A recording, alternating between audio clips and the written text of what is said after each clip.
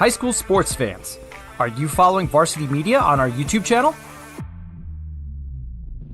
For the best coverage of New York high school sports, make sure you head to youtube.com/varsitymedia. 3 easy steps. First, hit that like button, and then be sure to subscribe. And finally, tap that yellow bell to be notified of all of our upcoming sportscasts. Thank you for following Varsity Media on YouTube.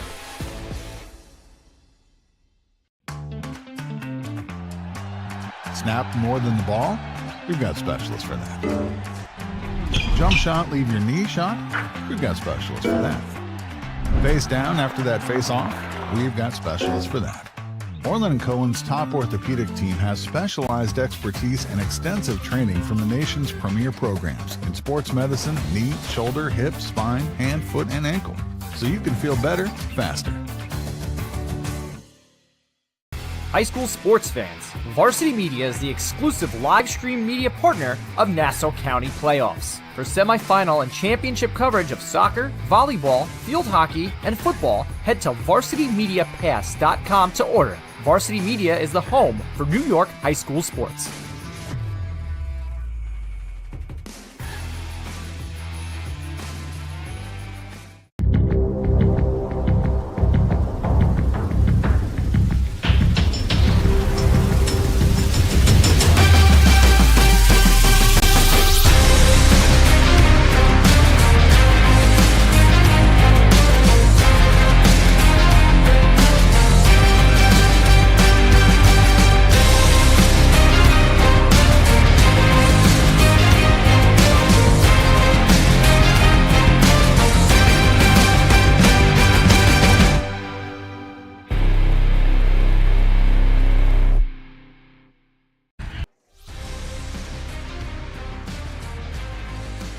From Don Snyder Stadium here on the campus of Farmingdale High School. It's the 56th meeting between rivals, the Chiefs of Massapequa and the Dalers of Farmingdale. Today's Nassau Conference 1 showdown presented by Orland & Cohen, as well as Speed Island and So Hoodie. Well, good afternoon, everyone. Dylan Butler alongside Mike Hungerford. You don't really need to hype this one up too much, do you? Whatever the sport is, certainly here in football, Massapequa, Farmingdale, it is an event. You remember your season. Your season is ultimately judged by this one. And these are two teams as well. Both the last 2 Long Island champions as well. So we expect this one to be a terrific one. Absolutely, Dylan. It's great to be here, and the rain's it's cleared up a little bit, and we got great conditions. A little windy, but sure, this checks every box. This is the game that checks every box. It's for crosstown rival. Both teams are undefeated. Last two defending Long Island champions. So a lot on the line here, and of course, playoff seeding now that we're in week 7, all on the line here today, and of course, making great memories. Yeah, and it could be the first of 2 meetings even this year. Maybe they meet at the Nassau Conference 1 championship game at Stewart Stadium. We'll see. But certainly both teams off to a terrific start this season. Now for the Chiefs, you see their crowd across the way here at Don Snyder Stadium. 6-0 start for them. And listen, these two teams not only are the crosstown rivals, but there's a lot of similarities into how they got to 6-0, right? And it's been behind a bruising offensive line and really 2 terrific running backs this year for Massapequa. Sure, Massapequa comes to the table. They're going to want to run the football. Obviously, they've overcome the loss of their starting quarterback, who's lost early in the season, and they've done a great job just rolling teams with this powerful running game and some timely passing, some timely big play passing, and obviously playing really, really sound defense has always been a staple of Massapequa over the years under Coach Chippos. Let's take a look at their players to watch here this afternoon, and it is Tyler Villalta. What a terrific season the junior has had. 120 carries, 960 yards, and 16 touchdowns. He's that dual running back threat along with Mike DeLuca. DeLuca's the bruiser, and Villalta's the guy who's a bit shifty. And on the defensive side, Ryan Wieserick, we'll see him as that tight end sniffer a little bit as well on the offensive side, but he brings it sideline to sideline for a very good Massapequa defense. Sure, for Walter's numbers, you see him there, 960 yards coming into the game with two regular season games to play. Certainly cracked the 1,000-yard mark, it seems, here with 2 games to go. And he's got the bullseye on his back the whole time, and everyone knows he's getting the ball a bunch of times, and he's continued to deliver. And, of course, you can't run the football without a sniffer, a tight end, Y-off player. And there's Ryan Wiesrick right there, also very good at linebacker and a terrific lacrosse player in the spring. And as this broadcast goes on, we'll also talk about their offensive line, but they've got a guy at right tackle, Jason Kowalewski, really a 4-year starter. His sophomore season would have started if not for a broken foot. That was their Long Island championship season as well. You mentioned the quarterback for Massapequa. That was Paulie Delanto until the second quarter in week 1. Suffered a season-ending knee injury. He's a Stony Brook baseball commit, but you're right, Joey Diesso has come in and has done a terrific job. Listen, he's 5'7", 145, but do not judge him by his size. He can really throw the football. Sure, very, very sound player. When you watch him on film, there's nothing he doesn't do well. He's a good complement to their running game, and he's come in and probably didn't really expect to have to be this guy this year when the season started, right? Paulie Delanto, returning starter from last year and very talented, but he stepped into the role of Diesso, and he's done a great job. Farmingdale are the reigning Long Island champions. It was a perfect season a year ago, and they're off to a perfect start to this one as well. 5-0 on the season for the Dalers. And listen, we mentioned Villalta at the start for Massapequa. You can you cut and paste and put in Sally Pasilico in that same kind of role. You see some of the championships here for the Dalers on your screen. But Pasilico, similar, right? 3-year varsity guy. Now he's a senior. Villalta's a junior. But you wonder, right, when you talk about the Thorpe conversation, these two guys are right there in the mix. Sure, certainly have to be 2 of the top guys in the Thorpe conversation right now. I mean, some of the best players in the county, these guys represent, certainly in the top 5, however you want to, rank the players. They're certainly in that conversation and will be at the end of the year, I think. Let's take a look at the Dalers players to watch in this one, and there is Pasilico. You see his numbers, 94 carries, 780 yards, and 11 touchdowns. And Danny Canales is no stranger to this rivalry. You see his numbers on the season, 21 tackles and 4 sacks. Pasilico, obviously a great runner with the ball, breakaway threat every time he touches it. But you can see here on the old hook and ladder, we saw it again last night as well, that game-winning touchdown against Syosset early in the year. And Pasilico's a breakaway threat every time, but he's also, Dylan, an excellent defensive player, and it causes a lot of havoc. Really sets the edge for the Farmingdale defense on the wide side of the field, and you'll see him he's going to be a big factor in the run game today. Him and Villalta are probably going to go face mask to face mask a few times this afternoon. Yeah, that will certainly be fun as you see the fans still making their way into Don Snyder Stadium for this one. We mentioned at the beginning, these are 2 undefeated teams. 6-0 for Massapequa, 5-0 for Farmingdale. The only difference there, of course, is because of the bus tragedy. That game against Freeport was postponed. But there you see the standings, and more importantly, the PowerPoints, right? So, again, you don't need to make this one bigger than it is.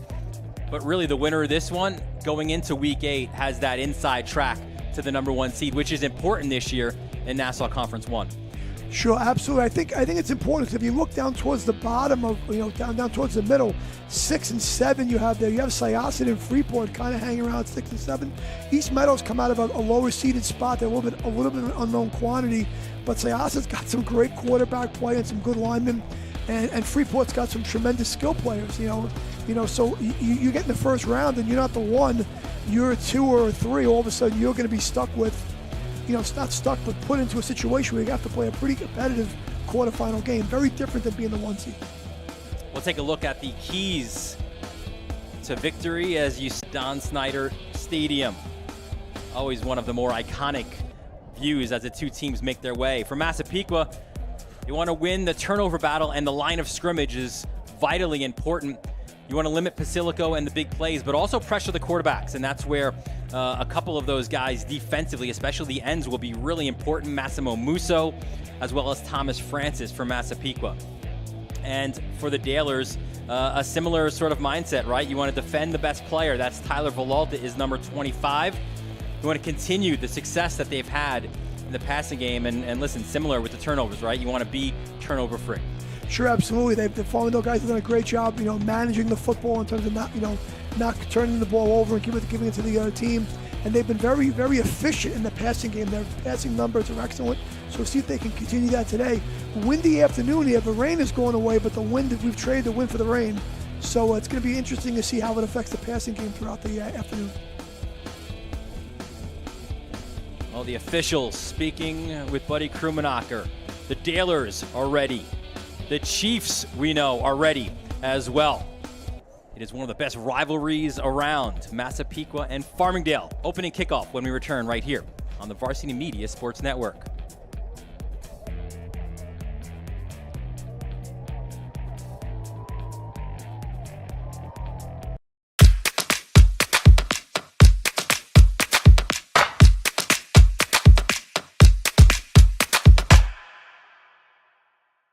High school sports fans, Varsity Media is the exclusive live stream media partner of Nassau County Playoffs. For semifinal and championship coverage of soccer, volleyball, field hockey, and football, head to varsitymediapass.com to order. Varsity Media is the home for New York high school sports.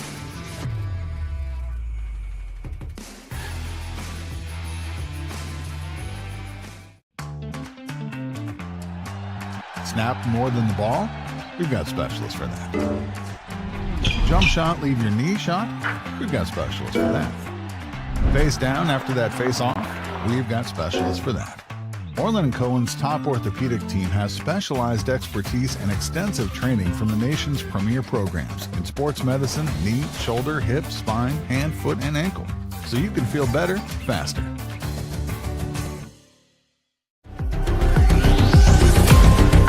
Inside the 10 to the end zone. Oh, he's got a wide open receiver. AJ Duff.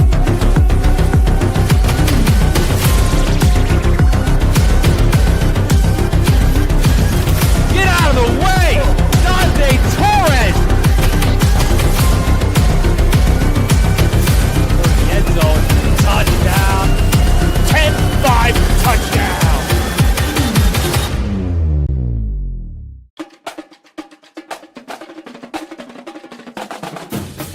A youth flag football college experience like no other. An environment where everything is earned. Register your boys and or girls team for the spring 2024 season today. Locations include Massapequa, St. Anthony's High School, East Meadow, and more to follow. 3rd and 10 flag football powered by youthflagfootball.com. Tearing through my heart, need to paint a picture, praying that my faith won't let me down. Cutting through my soul, there's a world wide open. Look up at the stars, trying to find my moment. Push it till I break, or the clock runs out. We welcome you back here to Don Snyder Stadium.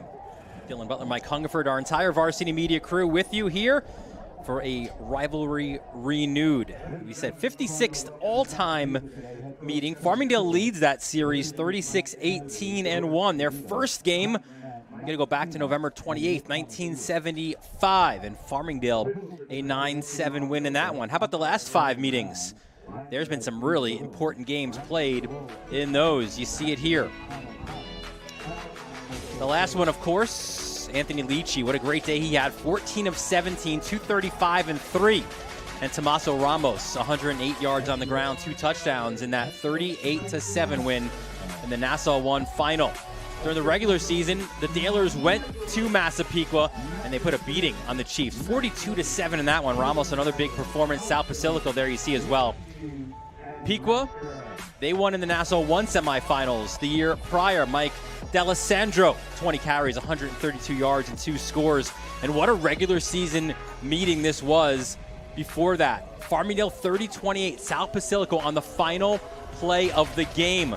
Wins it, a 1-yard touchdown run. Kyle Wilson, the QB, then economical numbers there as well. And previously in that COVID year, that COVID spring year, 32-3, the win from Massapequa. D'Alessandro, another big performance. And Dom Casamasina, 11 tackles and an interception as well. But they've gone back and forth, these two teams. Sure, it goes back and forth. I don't think anyone. I think Farmingdale at one point has won 7 in a row. Another point, Massapequa won 4 in a row. But other than that, it's been 2-1, one game here, there. That's what makes a great rivalry, right? Rivalries aren't one-sided. It means there's a lot of competitive games, and there's a lot of games that one team won, but the other team could have won. And there's a good look at Kevin Chipos, the Massapequa head coach. I want to congratulate Kevin in his being inducted into the Nassau High School Athletics Hall of Fame. Chipos, the former wrestling great at Baldwin, 1997 graduate there. 4-year varsity player and wrestler, went on to wrestle at Penn State, graduated in 2002. He is in his 13th season at the helm.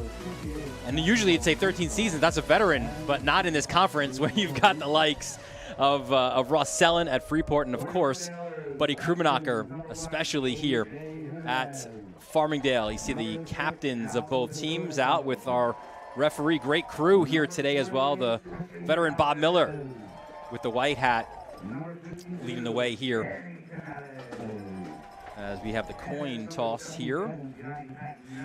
All these moments, just mounting intensity, Dylan. You know, it's the Farmingdale-Pequa game. The kids have played against each other. You know, in Conference 1, obviously, Farmingdale, Freeport, Massapequa, Oceanside, those are the teams that you have to get through to win the conference, right? But there's something special about the Farmingdale-Massapequa game because the kids have played midget football, a lot of them against each other, for many, many years. They know each other really well on a first-name basis. They can all quote moments or points in games when they were 9. Oh, he scored the winning touchdown when we were 10. We won here. They beat us here. It's all part of the rivalry. It's more than just a game. It's part of an event of their life. We showed you Chipos, and of course, there's the legend, Buddy Krummenacher, 31st season. A 1965 graduate of Farmingdale, was the captain of the 1964 team as well. What an incredible record he has as well. 296, 98, and 11 overall. That started with his time at Hempstead and now at Farmingdale as well. 219, 70, 79, and 6. Incredible record, and to have almost 300 wins with less than 100 losses is an incredible feat, and more than the wins and losses, the impact he's had on so many people's lives at both Hempstead High School, Nassau Community College, where he coached before that, and at Farmingdale. It's an incredible legacy. Listen, Long Island's own Billy Joel once said, "These are the times you remember," and that's certainly the case here in one of the best rivalries around, Massapequa and Farmingdale getting ready to kick off. The Chiefs won the toss. They deferred to the second half. So they'll put their defense onto the field against the Farmingdale offense. So you see, Dylan, I mentioned before, the dry conditions, it's really dried up from this morning. It was really raining pretty hard here this morning, but it's really dried up nicely. In replace of the rain, we've had some wind has picked up, and it's really coming across the field. It will definitely impact the passing and kicking games because it's definitely going to drive the ball. And when you have it, it's also going to drive it a little bit towards one direction more than the other in terms of across the field. So definitely an issue today. We'll keep track of that and see when the team has the wind what they're going to be doing with the football. Chris Bichetta, he won the kicking duty at Massapequa. Remarkable to think of it, too, because you had a guy in Alex Chalemi who won the Long Island Championship with a field goal. But Bichetta, this is what he does. He is a kicker, and he won that job, and Chalemi now a reserve linebacker. So he'll kick it off. Too deep for the Dalers. It's like Basilico. You have Gavin Kachalian back there with Basilico. So two pretty, two pretty formidable return men for the Dalers, and a great kicker and a great coverage unit here from Massapequa. So here we go. Bichetta. This is returnable from the 9-yard line. Kachalian, look at this return. Gets to about the 35-yard line. Quality return there for the Dalers as Dennis Finkel will lead the Farmingdale offense onto the field. The junior, you see the numbers. Quality stuff from Finkel this season. And he's a guy to replace the all-county player as well, and Anthony Leachy. But he has gotten the job done in economical fashion as well. Finkel very efficient with the ball, makes good decisions, and puts the ball in throws a very catchable ball. Very similar to Anthony Leachy last year, throws a very catchable ball. And if you know what I mean by that, is sometimes you throw it with a lot of velocity, but it's easy to catch. So the Dalers will start off at their own 34. Kachelian in motion, goes to Pasilico, who pushes it forward to about the 38. Let's meet those Farmingdale starters on the offense. In addition to Finkel and Pasilico, it's Jimenez, Kachelian, Collins, and that sniffer is McLaughlin, the tight end. Up front, it's Canales, Meyer, Petzold, Culler, and Pagnalo. If you recognize the Petzold last name, yeah, he's a cousin of Vinny, who's at Plain Edge. One of three Petzolds to play here at Farmingdale, and Dad also played here as well. He was a great player in the 80s. Fake handoff, throw over the middle. That's a first down for the Dalers as Luca Cotto came up with the reception. That's your RPO right there, right off the bat, Dylan. Put it in the stomach of Pasilico and make everybody think it's a run play right here. Reading that outside linebacker, that linebacker stepped up for run. You throw that hitch, slant, combo route right there, sit down behind the linebacker. That's your classic slant hitch RPO right there. So 1st and 10 now from the Massapequa 45, this opening series for the Dalers.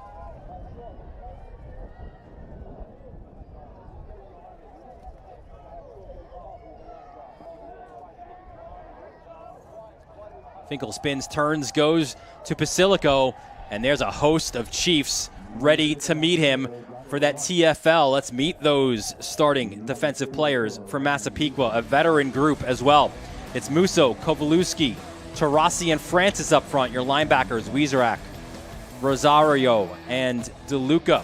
In the secondary, it's Boswell and Romano at the corners, and Karowski and Villalta at the safety positions. They did a little bit of trading of players right there, Farmingdale. They shifted the sniffer and the tight end over and then ran the football, and Massapequa would have none of it right there. Finkel back to pass. Look out! Coming hard there was 53, Leo Rosario. His second sack on the season, and that's exactly what Shipos wanted. Pressure on the QB, and Rosario brought it in bunches there. I think Rosario came on a bit of a delayed blitz right there. We kind of saw that maybe he had back out and back set up the block, and he came on a delayed blitz, wasn't picked up by the Farmingdale front.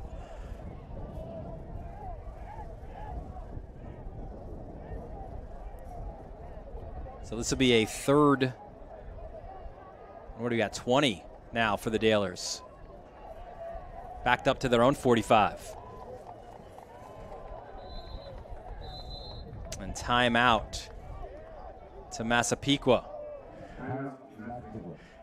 I think when they put Pasilico in the slot, Massapequa didn't, I'm not predicting what they were doing defensively, but they didn't like seeing Pasilico in the slot there with the matchups. Well, we mentioned pretty much every game brings some memories, but Mike, here's some of the more memorable ones, right? You could walk us through some of these. Sure, 1975, the first game was for a championship right there. Bob Finocchio, 37-yard field goal. Farmingdale, a great team in the 70s. People forget they did kick a few field goals every now and then. and won the championship in 75, the 4A, prior to the power system that we have now, but we have in Nassau County now.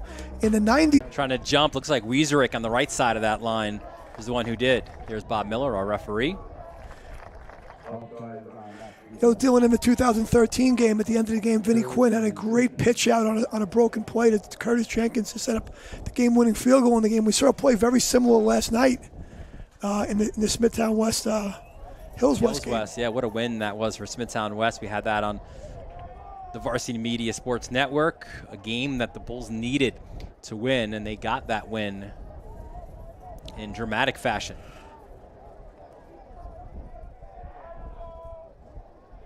So 3rd and 15 now. Here comes Rosario again.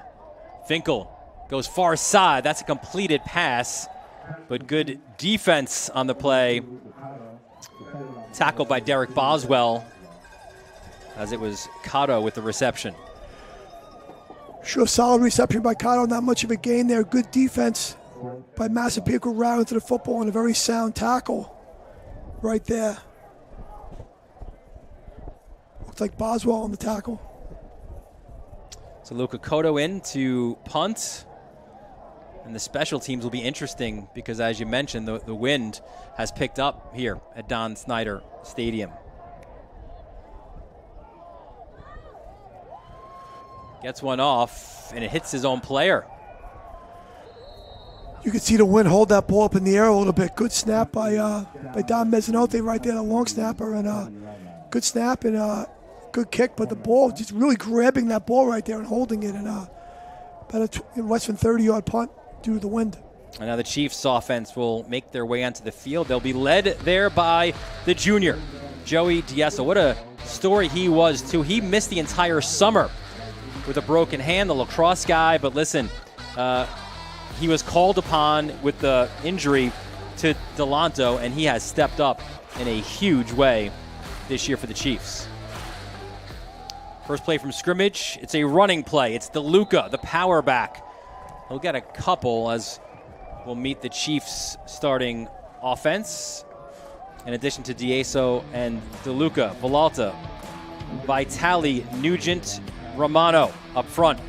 It's Musso, Rosario, McWilliams, Tarasi, and the old vet, Jason Kowalewski at right tackle. Gain of 2 on first down. We'll bring it this way. DeLuca finds a seam, pushes it upfield, and he'll get the first down as he's taken down at about the 41.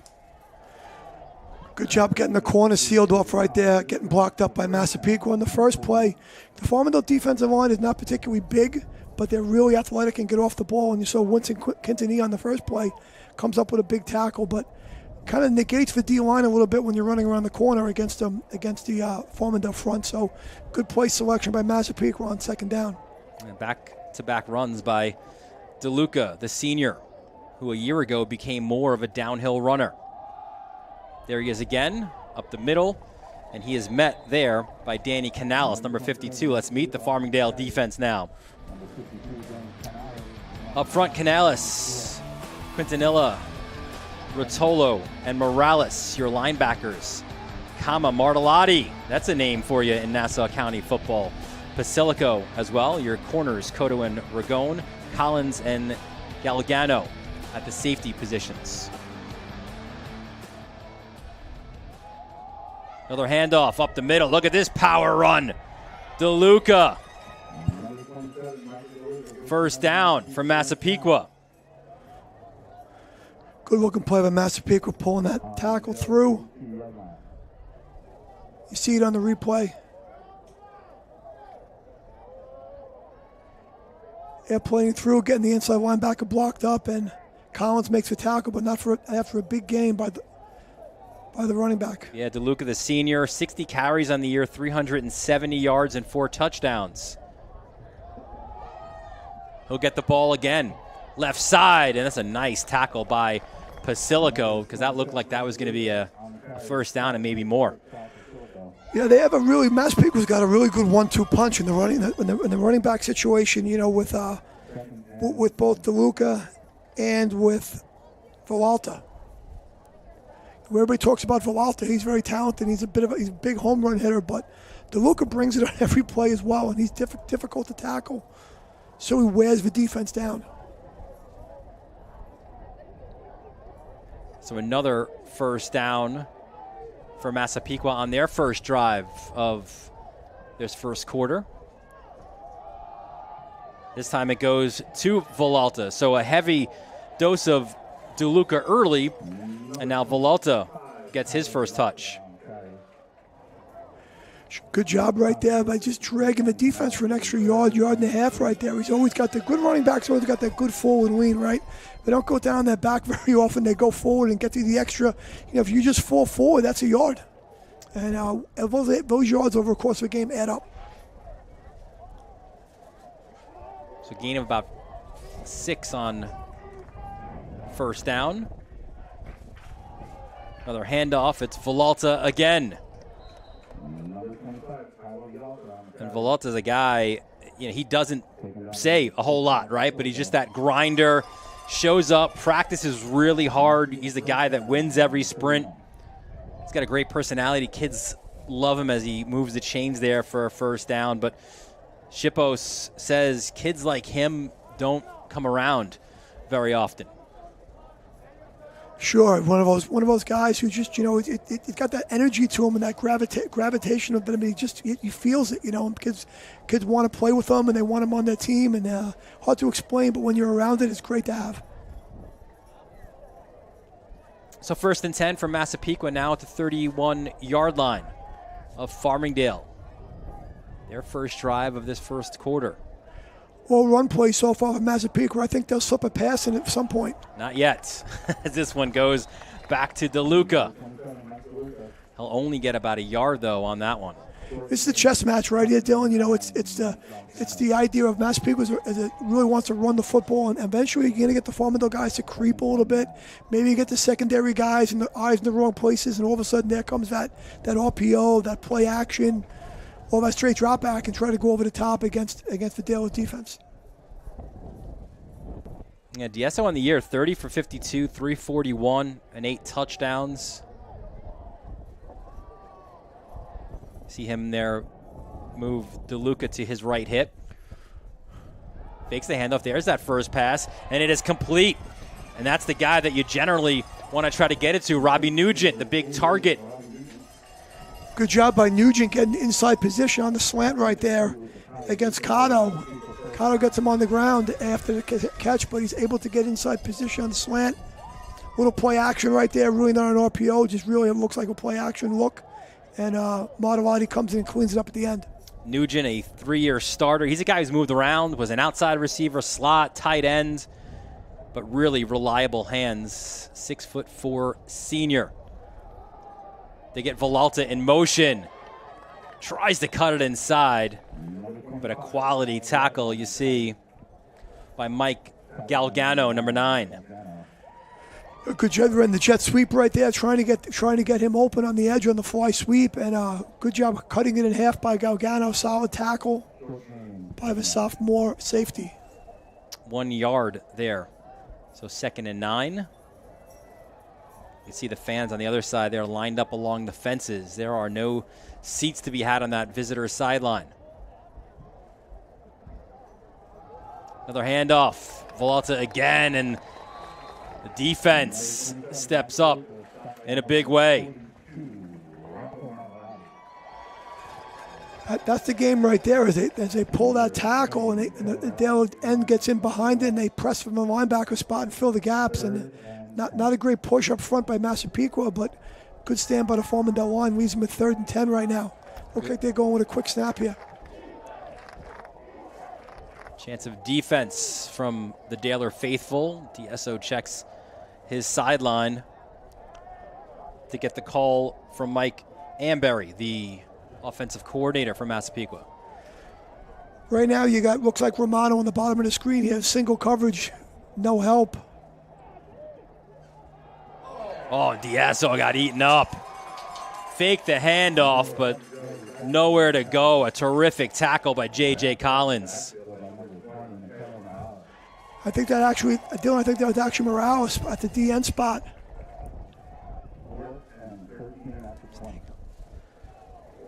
Yeah, so my bad. It was Morales, the sophomore D-end.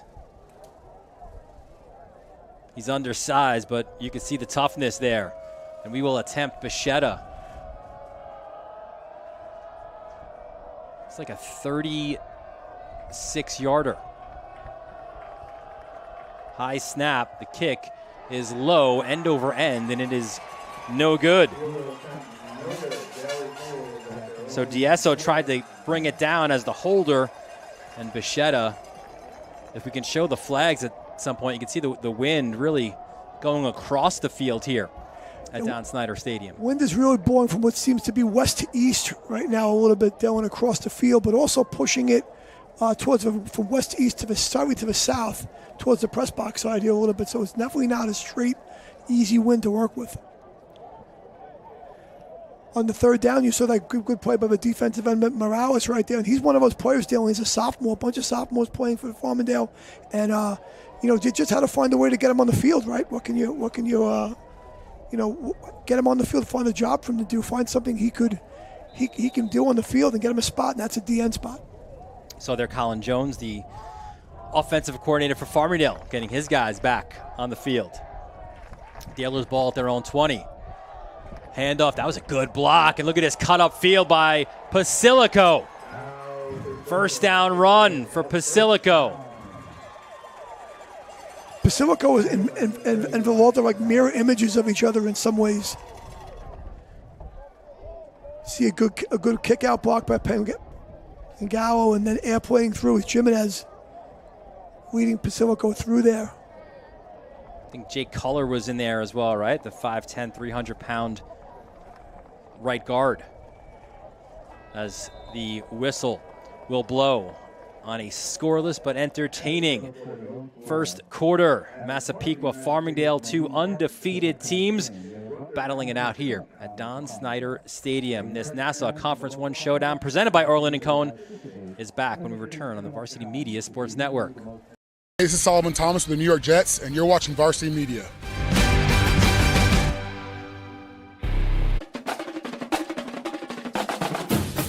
A youth flag football college experience like no other. An environment where everything is earned. Register your boys and or girls team for the spring 2024 season today. Locations include Massapequa, St. Anthony's High School, East Meadow, and more to follow.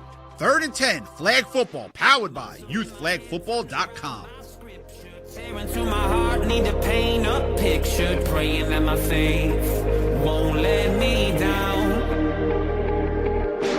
Cutting through my soul, there's a world wide open. Look up at the stars, trying to find my moment. Push it till I break, or the clock runs out. We're back at Don Snyder Stadium. Dylan Butler, Mike Hungerford, the entire Varsity Media crew started the second quarter. And it's the Dalers ball after that big run by Pasilico. 1st and 10 for them from their own 35-yard line. Got a tight bunch formation here for Farmingdale. A little bit of trickery. Spinning it, turning it upfield, trying to turn it was Collins, but that was read well by the Chiefs.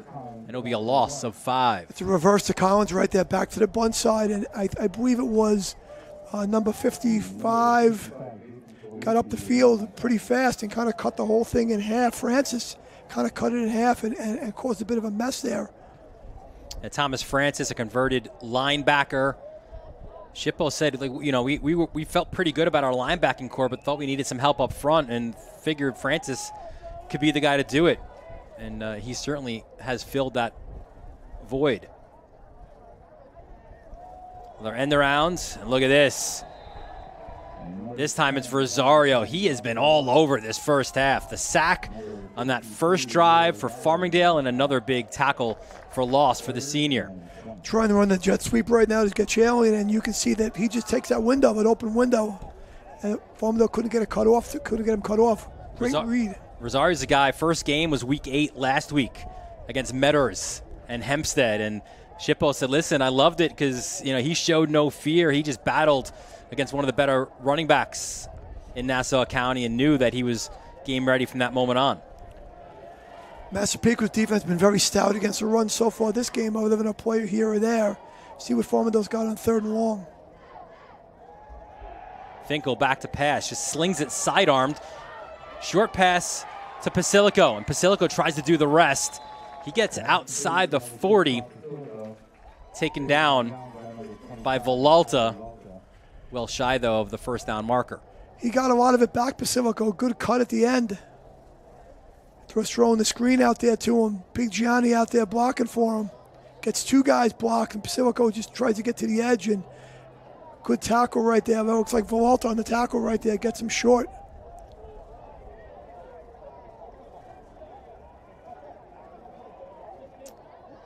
So the Dalers will punt deep for Massapequa. You see Villalta. Looking like maybe a chance for a better kick here with the wind by Cotto. Last time the wind held it up pretty good. Mezzanotte is your long snapper. And this is a quality one. Backs up Villalta. He'll try to go towards the Massapequa sideline, looking to try to cut it up. Nice open field tackle, though, was made by Nick Ragone. Good return right there by Massapequa. By Villalta, gets quite a bit of yardage back. Ball was almost kicked too well, Dylan. It was in the air. It was almost one of those picture-perfect spirals, turned over and everything, and made it nice for Villalta to get his hands on. I think the Farmingdale faithful were trying to get a block in the back call on the first man down. I think that was Mezzanotte, but the Pequa guy, if he got him, the Massapequa player, if he got him, he didn't get him a lot, and they're not going to call that. So Massapequa starts their next drive on their own 34. And Diesso has Villalta next to him. Motions Nugent. Hand off. And then there's that lean forward that you mentioned before to get that extra yard or two. Right now, Dylan, this game just got the smell of a classic Farmingdale-Pequa game. Right now, it's both teams are trying to run the football, and they're trying to see who's going to blink first here. You know, who's going to make the big mistake, who's going to make the big play. Conversely, and it's going to be tight. Mike Ippoliti with the tackle, the junior linebacker, across the fenceman as well. Brother now up at Syracuse, terrific goalie for your Dalers. Blocked on the line. That's Canales getting his mitt on it. Diesso, I think he had Nugent open. He just couldn't get it to him, and Diesso's not too tall at the quarterback spot. And Canales, 6'3" to start with a little bit of vertical right there. 3-year player, Canales a year ago, 63 tackles. Just a disruptive force. Also a basketball player. So third down now, and call it 7 for the Chiefs. You have Nugent in the slot here. It looks like Basilico's the walk-away defender right by Nugent. They always usually try to get him the ball. Might be a good time for a screen, too, if you're Massapequa. Diesso goes sideline. That pass is complete. Frankie Romano tries to cut it upfield. Gets close to that first down marker, but he will be shy of it. He's short, but not by a lot. Be fourth and less than a full one. Romano's a guy kind of burst onto the scene this summer in 7-on-7s. You know, JV, they knew that he was an athlete, that he could run around a little bit, but that doesn't always translate right away to the varsity game. And but he caught balls, ran good routes, made some difficult plays, and here we go.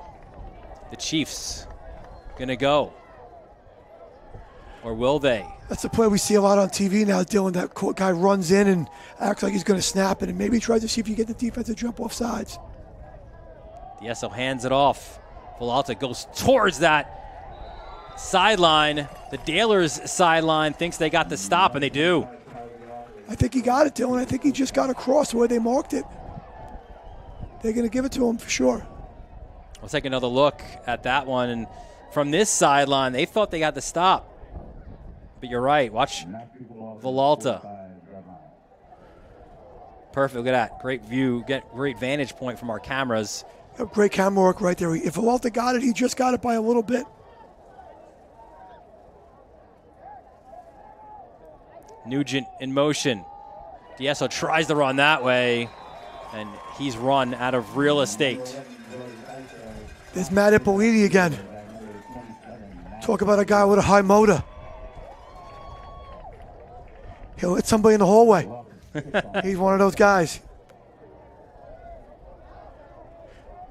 Very similar play that was made before by Massapequa against that edge run right there by the inside linebacker, just finding a window. Diesso to the air. That's complete. Back to that original line of scrimmage. Villalta with the reception.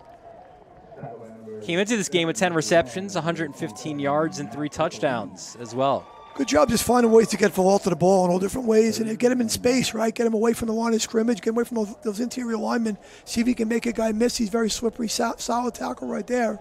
And they have Massapequa in a third and long yardage situation here. You would think they went on fourth and short there. If they get close again, I would think Coach Chippos would probably consider it again. But a big play for the Farmingdale defense coming here. The SO rolls right to Romano. Complete. First down for the Chiefs. Great catch by Frank Romano coming back and getting it. Knew what he needed, just getting to the sticks on the sprint out. Just comes back and just gets what he needed. He's already surpassed his season numbers receiving the football. Came in with only that one reception for 8 yards. He's also a really good corner on the other side. Good job by Desso on the run, just putting the ball in a good spot, and where only his receiver could catch it and getting the first down for the Chiefs. Desso to the air again, just though overthrows DeLuca. You can see the scheme here. They're trying to use a little bit of Volta in motion, trying to throw off the defense a little, maybe get their eyes in the wrong place and come back with a pass against it. Kind of a little similar to what we saw that Smithtown West was doing last night with Mallory. Using him in motion a little bit, even though he's a receiver and Volta's the back. Just trying to get the defense's eyes in the wrong places. 2nd and 10. There's Volta, a little stutter step, tries to spin it. The tackle made by Pasilico, but you can see there, I think it was Ippoliti showed blitz, and they really stacked the box and cut out that middle of the field. Welcome to Conference 1. Yeah. Conference 4 in football. It's going to be played. These guys are going to play it between the tackles at some plays, and it's going to be physical. And low man wins, tough man wins, physical man wins. And at its essence, you can talk about spread offense all you want and quarterbacks and receivers and everything. Football is blocking and tackling at its essence, and it'll never be out of the game. And there's a time in every game to get after it. And this is it. 3rd and 9.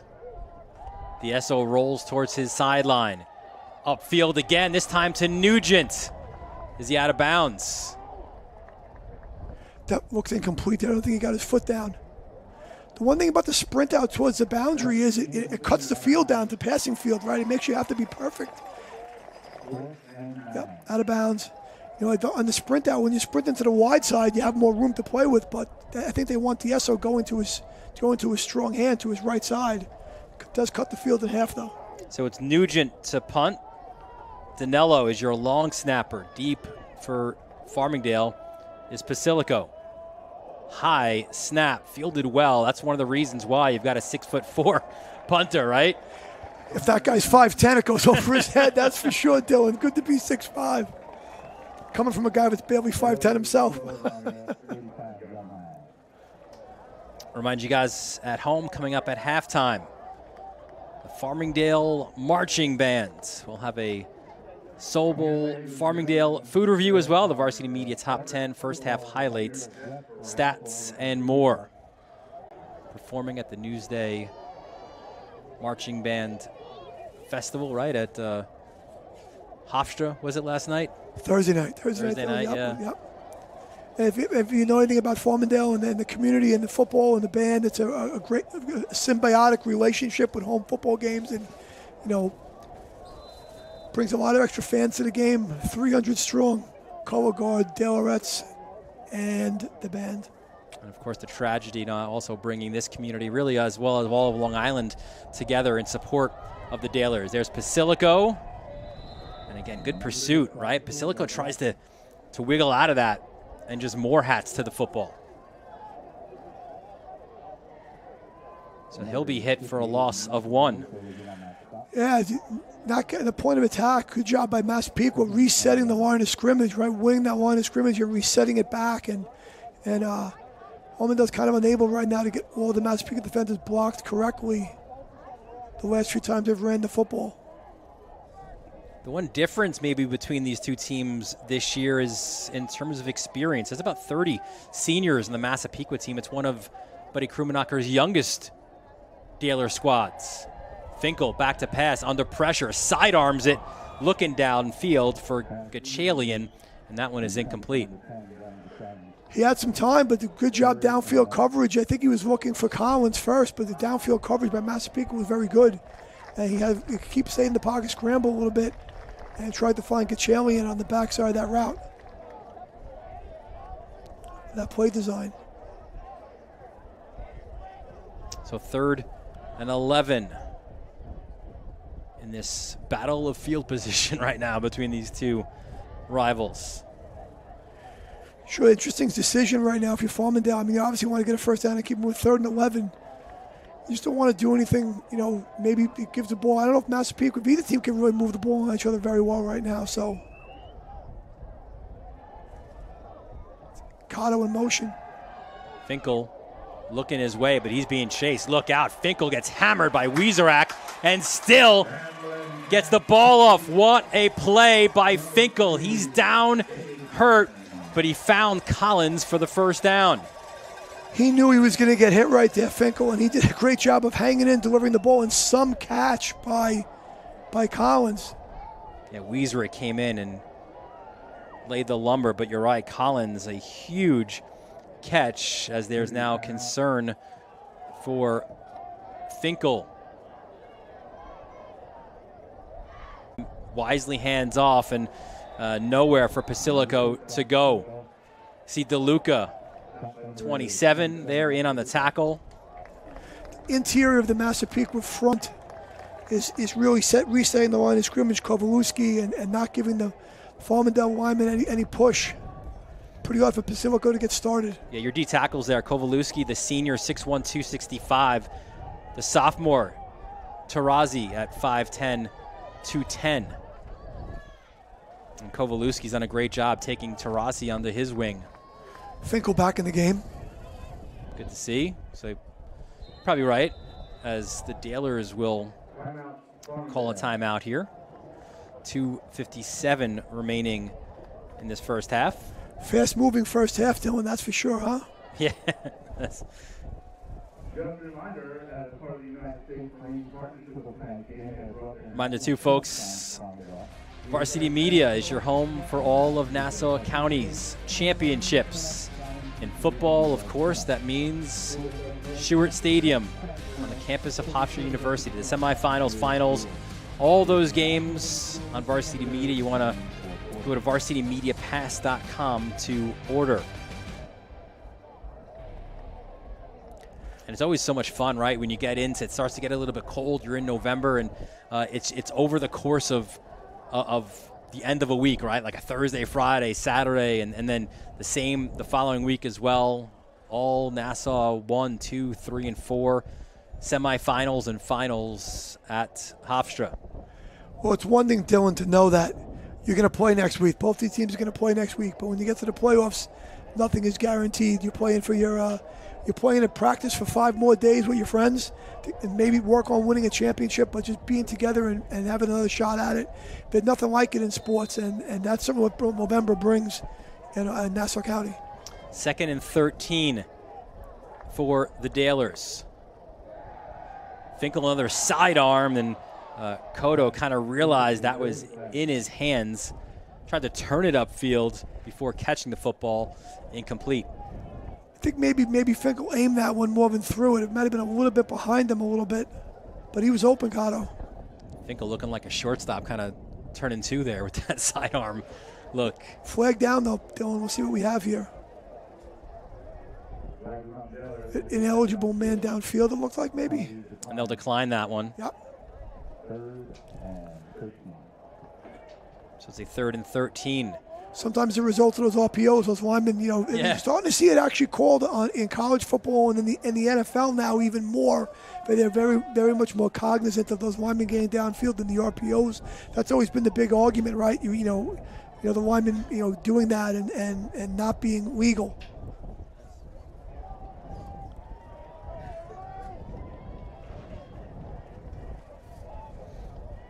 So here we go, 3rd and 13.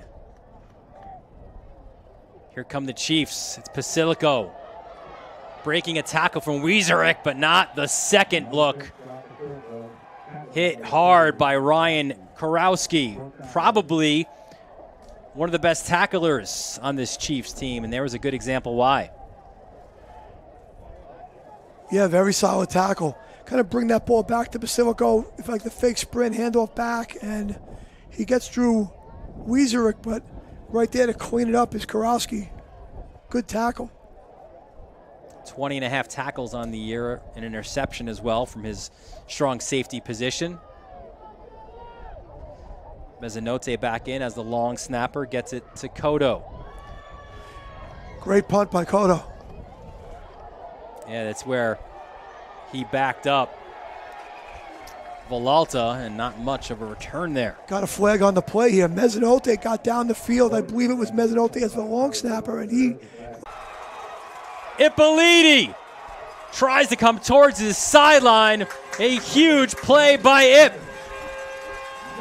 And that first big play. You see, it was a good-looking pass play. Just goes through the hands of Walter right there. Ippoliti is mad on the spot right there for the pick. And you know his brother Michael up in Syracuse and his boys are watching it right now. Pretty happy. But that was the interesting decision by Massapequa, right, Dylan? That's why the coaches get paid the big bucks here, right? But, you know, it's almost towards the end of the half, and neither team has really been too successful. Do we try to go into a passing 2-minute mode? Do we run? They ran on first down, threw on second, and there's the interception by the Dalers. So let's see if Farmingdale can capitalize on the game's first turnover. Certainly their best field position right now to start with. Best for either team by far. Yes. They start at the 27-yard line. And there's Basilico, a little extra in the engine for Basilico. Momentum is I find it to be an amazing thing, Dylan. You didn't notice as much when I coached, but you notice now that you're removed a little bit, just forming that little momentum right there. Just hits it on first down. Blocked up well. Inside the final minute, too, they're looking to push here. Basilico tried to spin it inside. Nothing doing. 58, Massimo Musso. He's made some big plays so far, Musso. I like his game. He's come ready to play in the rivalry game today for sure. He's lived that his whole life. Older brother played as well for Massapequa. Dalers will call timeout. 42 seconds remaining in this second quarter.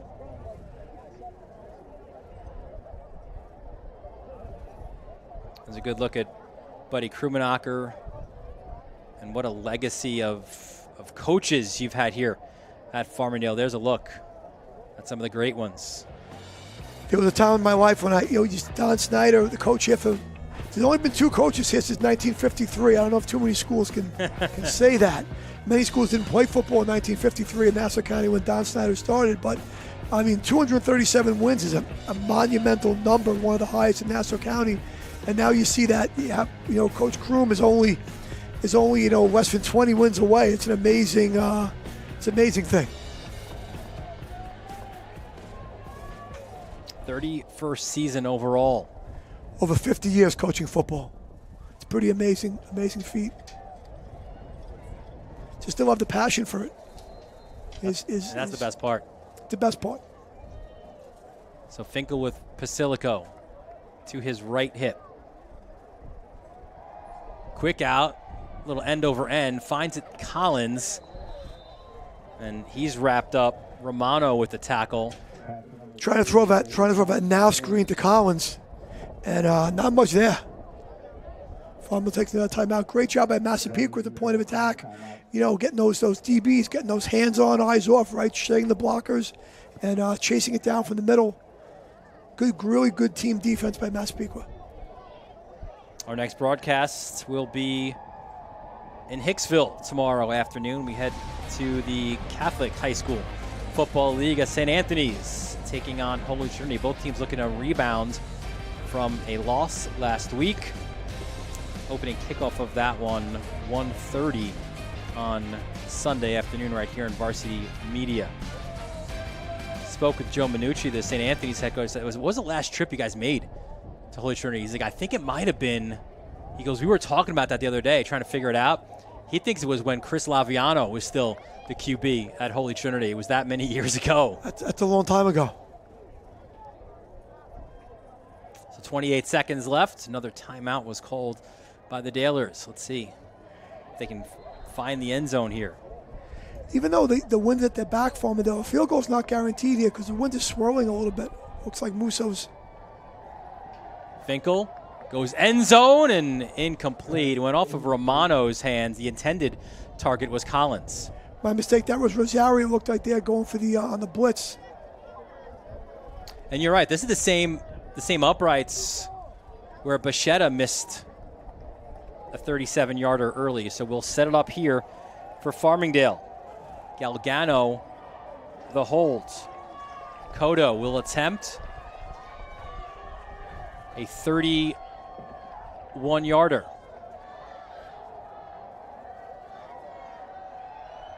Or make it a 32-yarder, it looks like.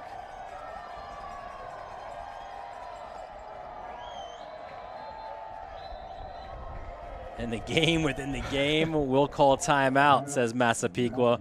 We'll make you think about it a little bit. Well, if he used him at timeout, I think if he misses it, Massapequa's not going to do much. They're getting the ball to start the second half anyway. So taking the end, let's get to halftime. What are we saving timeout for? Let Luca Cotto think about it a little bit before he kicks it. Love it.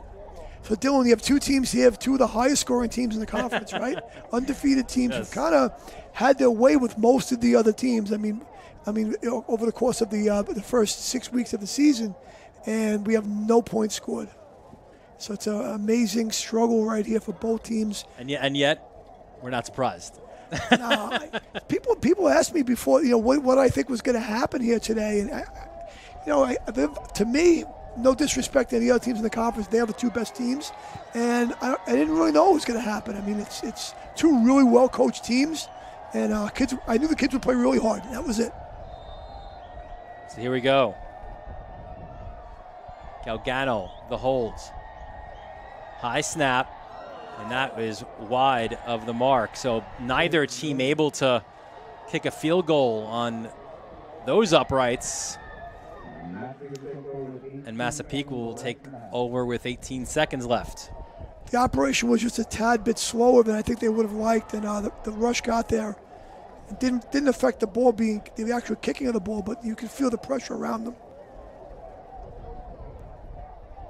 Take a knee here. Sure, Massapequa, why would you risk anything right now? Let's just go to halftime and try to get reorganized and find some things that work here. And that's what DSO will do. And that will send this meeting of undefeated rivals to halftime. And it will be scoreless between Massapequa and Farmingdale. We'll take a quick break, and we'll have the Farmingdale Marching Band's performance when we return right here on the Varsity Media Sports Network. You're watching Varsity Media, New York's premier high school sports network. High school sports fans, Varsity Media is the exclusive live stream media partner of Nassau County playoffs. For semifinal and championship coverage of soccer, volleyball, field hockey, and football, head to varsitymediapass.com to order. Varsity Media is the home for New York high school sports.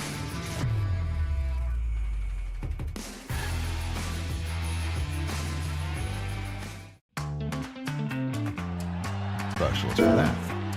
Face down after that face off, we've got specialists for that. Orland & Cohen's top orthopedic team has specialized expertise and extensive training from the nation's premier programs in sports medicine, knee, shoulder, hip, spine, hand, foot, and ankle. So you can feel better, faster.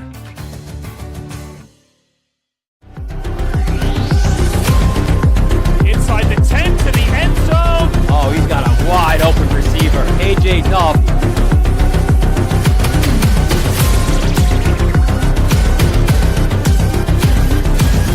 Get out of the way! Dante Torres! End zone. Touchdown. 10-5 touchdown.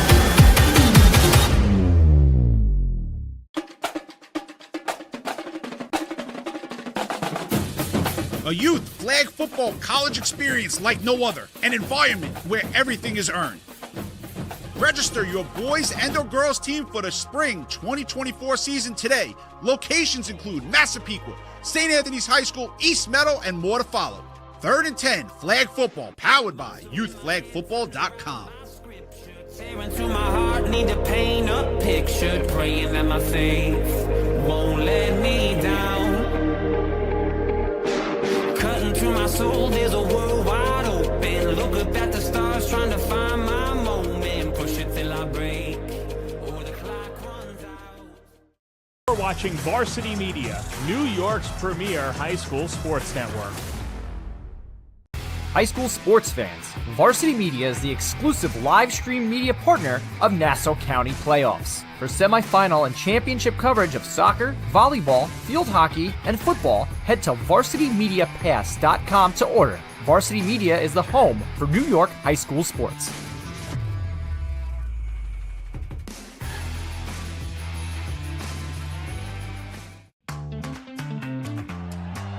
Snap more than the ball? We've got specialists for that. Jump shot, leave your knee shot? We've got specialists for that. Face down after that face off? We've got specialists for that.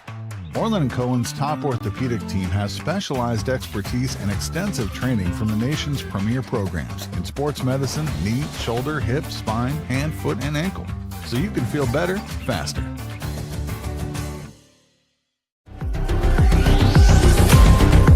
Inside the 10 to the end zone. Oh, he's got a wide open receiver. AJ Duff.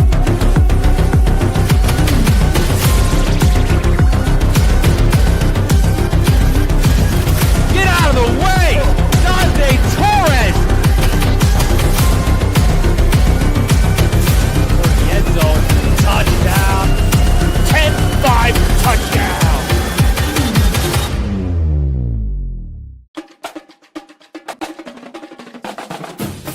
A youth flag football college experience like no other. An environment where everything is earned.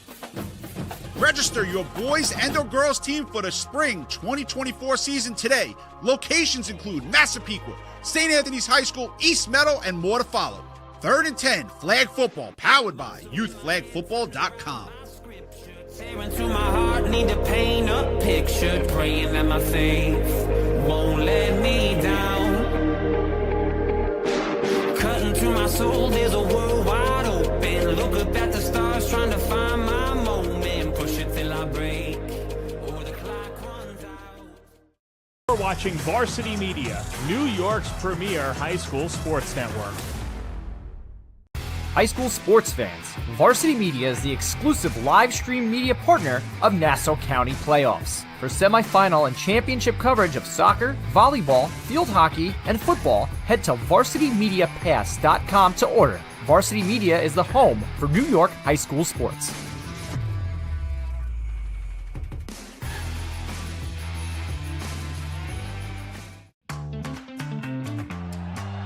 Snap more than the ball? We've got specialists for that. Jump shot, leave your knee shot? We've got specialists for that. Face down after that face off? We've got specialists for that. Orland & Cohen's top orthopedic team has specialized expertise and extensive training from the nation's premier programs in sports medicine, knee, shoulder, hip, spine, hand, foot, and ankle. So you can feel better, faster.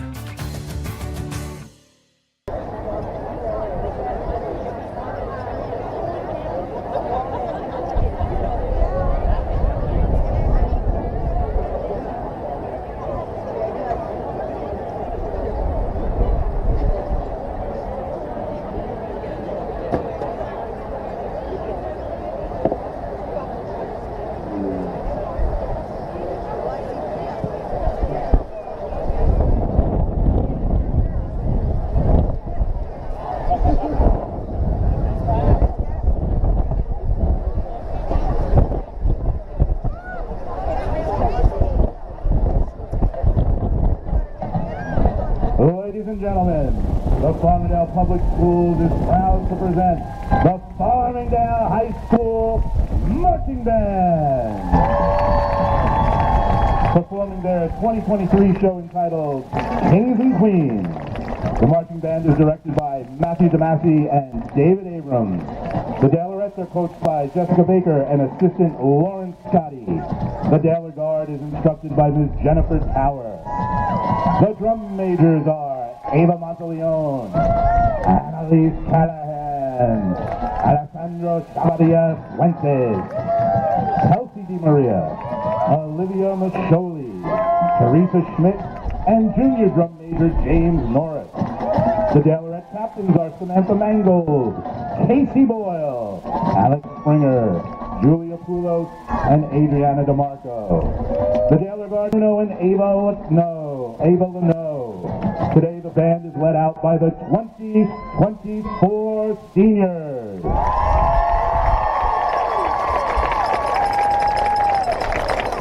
Congratulations to the 47 seniors of the marching band, including the Dalerettes and Daler Guard. Leadership is not about being the best. It's about making everyone else around you better. That's exactly what you did for the marching band. Over the past 4 years, your dedication and leadership to the marching band has made it what it is today. 275 members strong, and one of the biggest and best on Long Island. In addition, over the last 4 weeks, despite your loss and sadness, you have provided the model for resilience and strength for the rest of the band, this school, and the Farmingdale community.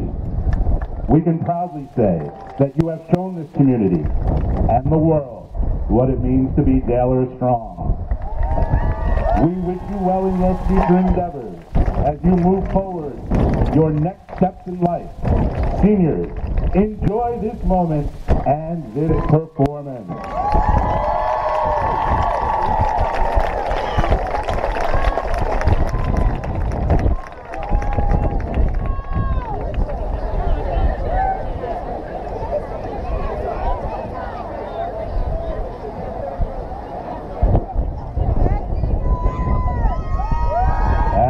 Seniors return to their spots on the field. The marching band show will kick off with drum major Kelsey DeMaria, who will lead the band with Proud Mary.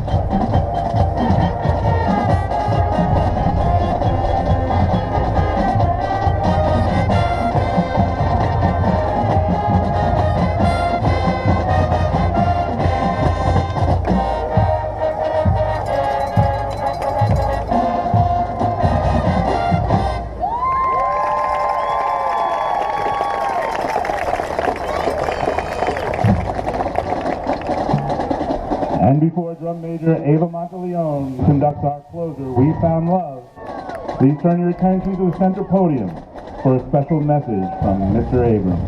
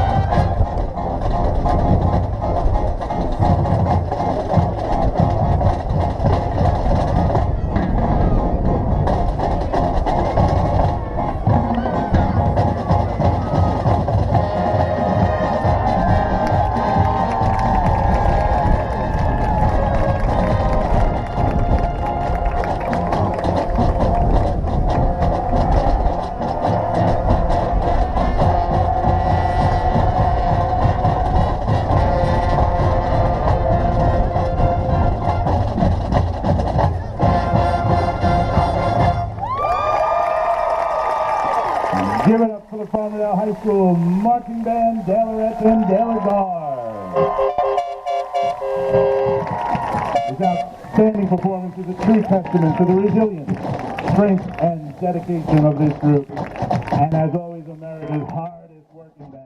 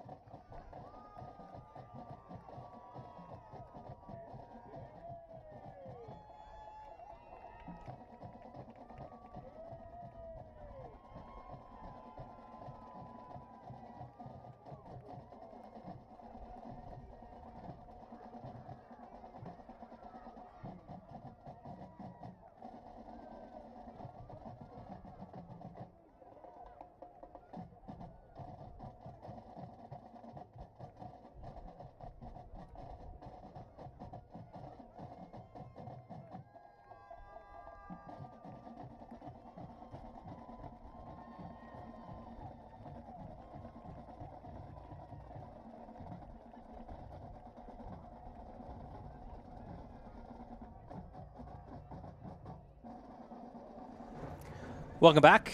Halftime here at Farmingdale. What a terrific performance by the Farmingdale Marching Band.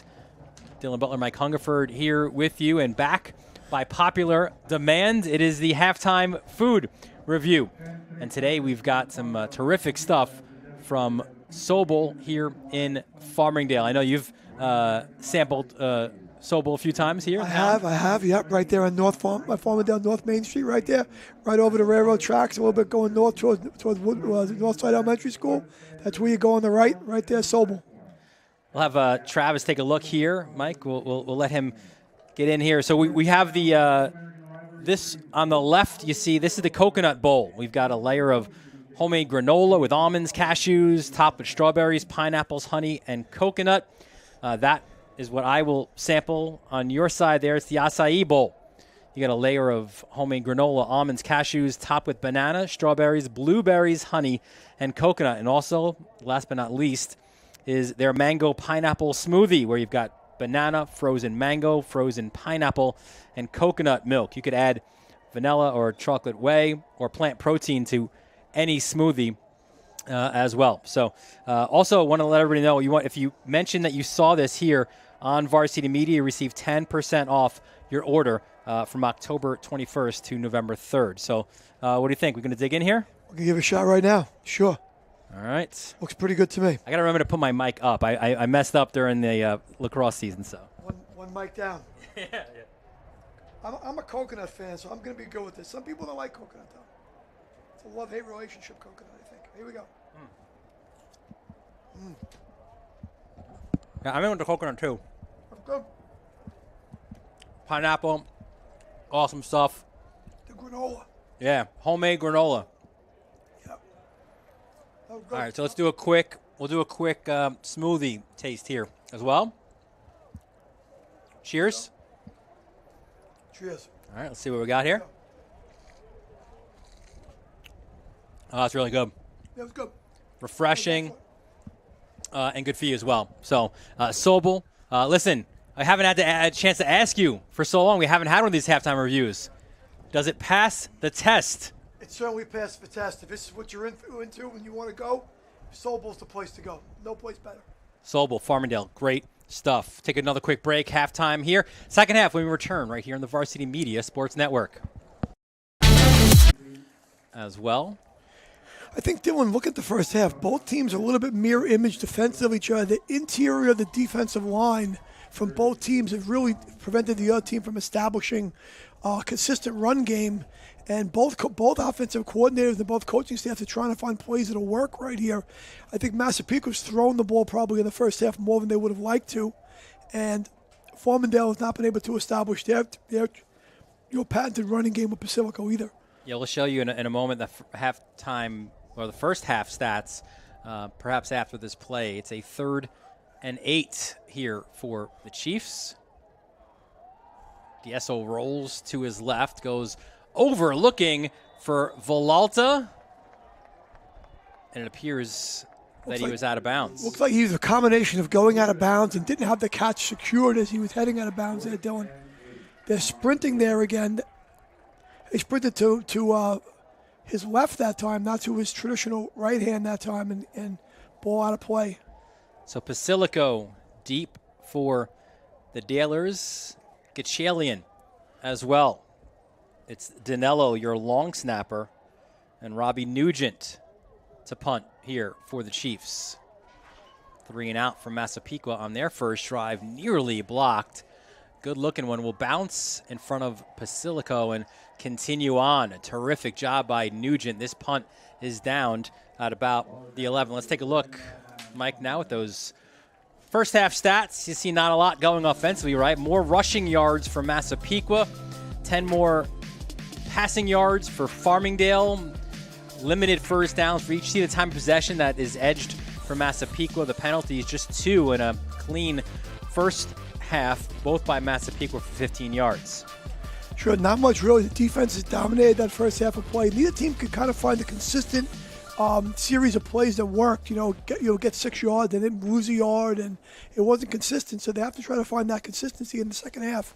And it clearly started off that Massapequa couldn't. The Farmingdale defense. I mean, Massapequa threw the ball twice on that series right there, which I don't think is their formula right now in the first 6 games.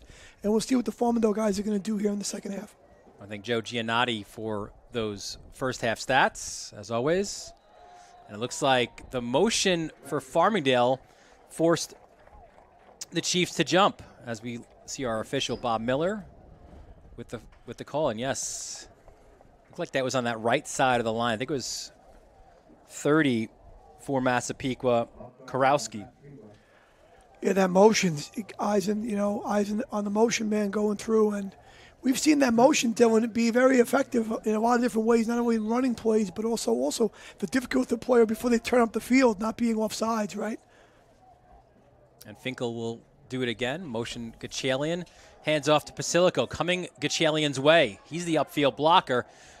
Pasilico tried to cut it towards his sideline, but again, good pursuit there by the Chiefs. Leo Rosario, we called his name a bunch in that first half, was one of the leaders defensively for the Chiefs, and he came up with another tackle. Rosario, Musso, both had great first halves defensively. Kowalski inside, very difficult to move, along with number 75. It looks like Lavender in there, tough to move inside their inside front.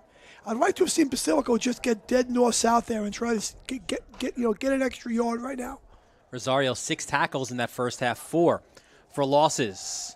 And there is Pasilico cutting it inside and meeting Rosario again.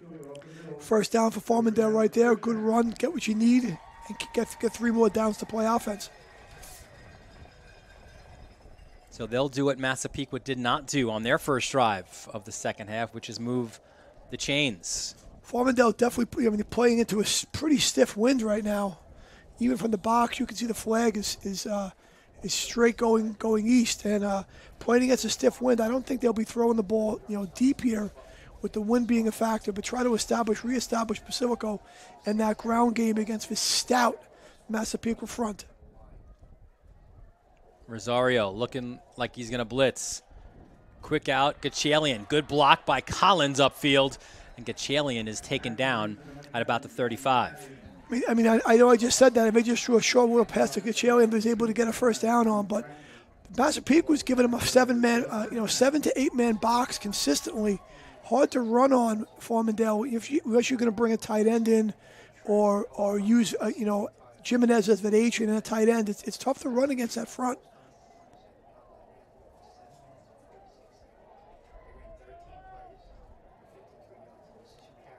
There's a good look at Gachalian. 8 now.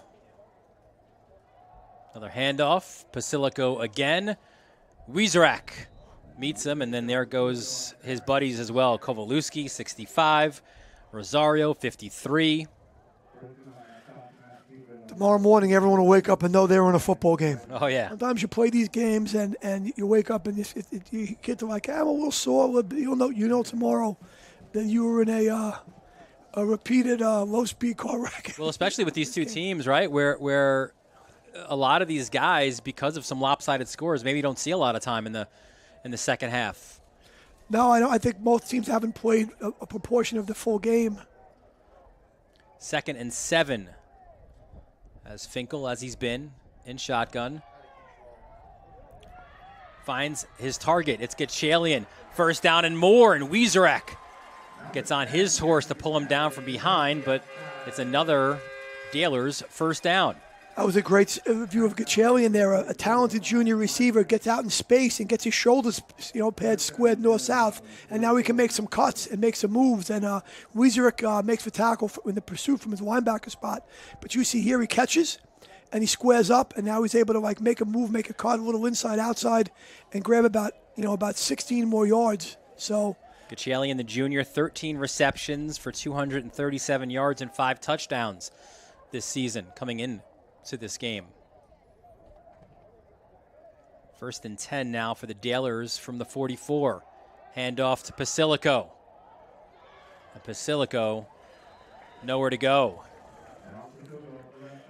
Paul Lavender, 75. He's a guy splitting time with Tarasi, but that is a big boy, 6'2", 230. The senior missed the first 3 weeks with a hamstring injury, so he lost some reps and had to work his way back in, but he's seeing significant time from that defensive tackle spot. Yeah, very good play by him. And the Farmingdale brought Color and Pagnaro around, but they just couldn't get it blocked up and got pushed back. And like I said, Massapequa was reset that line of scrimmage quite a bit in the game.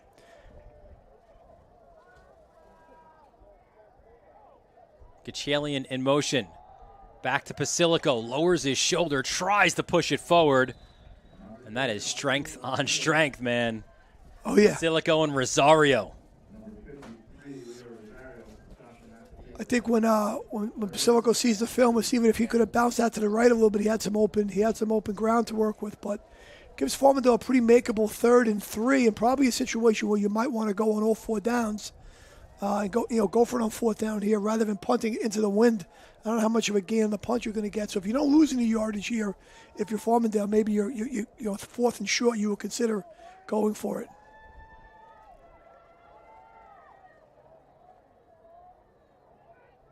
So here we go. Looks like there might have been some movement. Pasilico, a great block. Finkel somehow avoids. Karowski goes downfield. It's complete to Gachalian.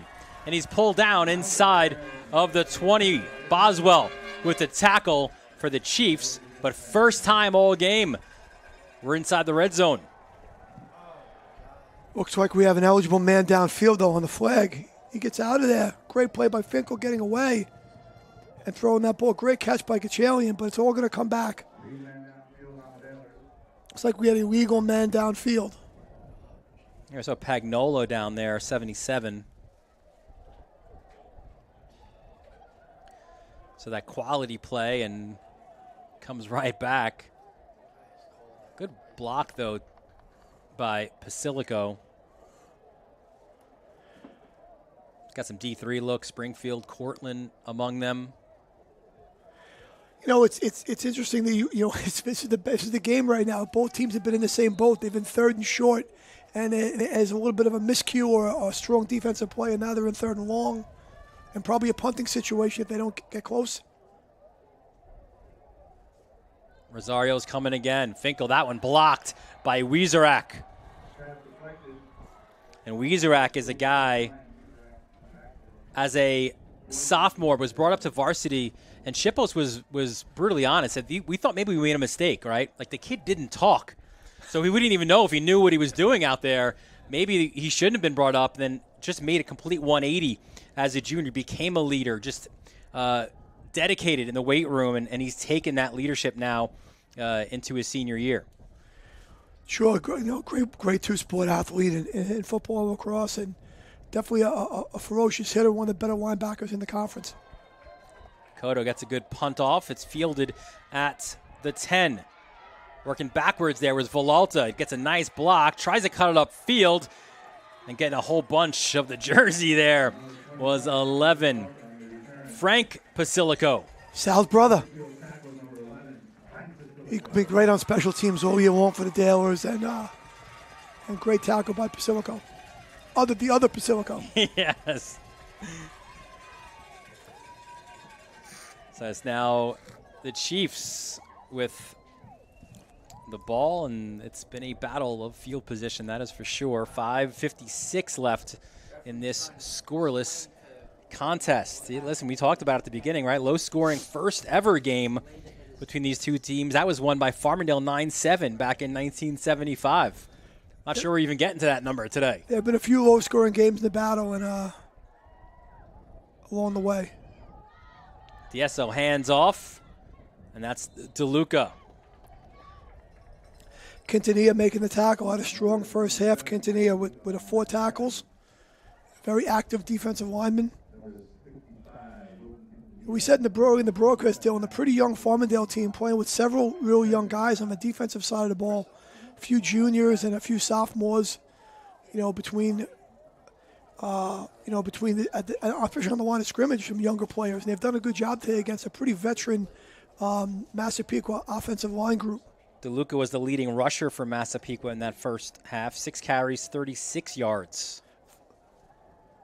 Villalta motions. And it's DSO. Doesn't run the ball a lot. And look at this. He's stripped. Was that Pasilico to do so?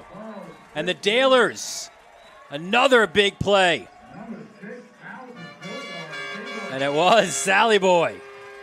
I'm not going to see it, but they're discussing it right now. One referee's pointing at the ground. I'm not sure he was down. We'll see. We'll have a good look.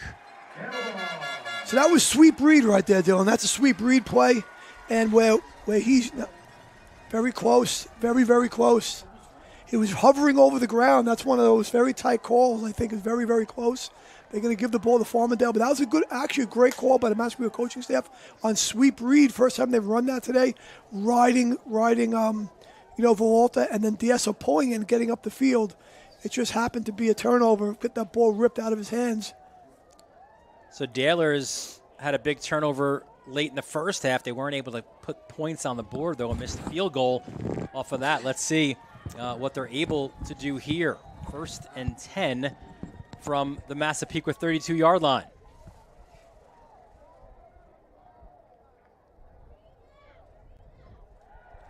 Finkel, good protection, sidearms it, and in and out of the hands of Gachalian.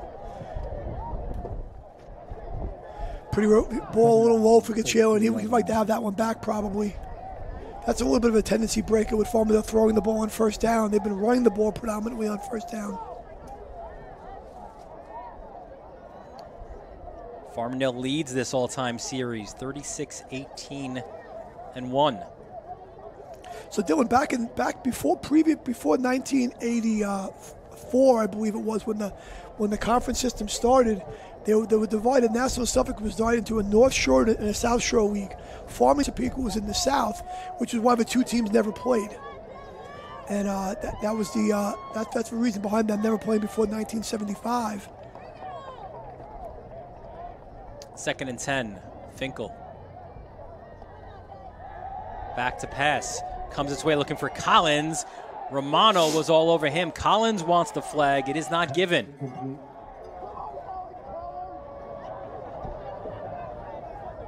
There was certainly some contact there, but it looks like Romano. I'll take another look, Mike. It's like a corner out there, and I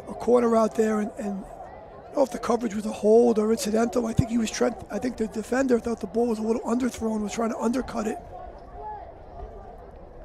Either way, we move on, 3rd down. I said it earlier, Dylan, what team's going to blink first, right? Yeah. Who's going to run the next critical error right now? I think almost like one score can win the game right now. And the Dalers have had those opportunities on those 2 turnovers. Can they capitalize, though? They didn't in the first half. Here's Finkel, wrapped up, knocked down. The ball is down, so it's not a live football. But Lavender came in with the sack.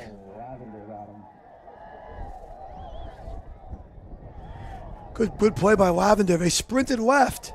And as he tried to square his shoulders around, Lavender beat his man, got upfield and made the play. Huge play by Lavender. It's going to cause a Farmingdale punt right now. And Sokoto back to do so.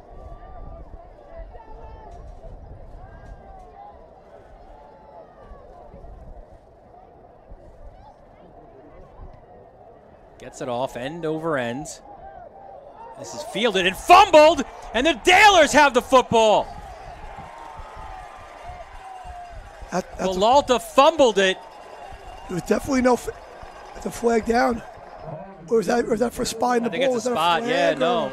I'm Watch wrong. it I'm again. sorry. Collins comes up. He didn't call for a fair catch, it looked like. Collins got hammered there, but how about that? Get hammered. It's a Farmingdale game. That's a turnover That's right it. there. Get on that ball. So now the third time the Dalers have forced a turnover. Can they finally find the end zone? If we think about our keys to the game early on, now Dylan always put them back on the screen. We'll get them back up on there again in a little bit probably, but one of the keys was trying to play mistake-free, right? And the Dalers have been a little bit more mistake-free than Massapequa has, but it hasn't translated. They haven't been able to punch in. The Pequa defense has been stout after these turnovers. 1st and 10 inside the 20 now for the Dalers. Basilico comes this way, and he'll get taken down at about the 17. The Farmingdale right side of the line is quite large with Pagnalo and Culler at over 300 pounds each, around 300, and Pagnalo is over 300, and the right side isn't too small either, but the Pequa defensive front is physical. They get off the ball, and they have great size themselves, so this has been a battle in the trenches right now. And Musso at the end spot, credited with the tackle, 6'2", 205, the senior. Little trickeration. It's Jimenez, and he is hit hard too. Broke the first tackle. Villalta came in to finish him off. Yeah, all running backs are all trying to bounce a little bit, and the pursuit is getting to them pretty fast. Both teams able to play downhill, and now you're definitely, if you're Farmingdale, you're in 4-down territory. Jimenez comes out, and you have Cotto in as the extra receiver.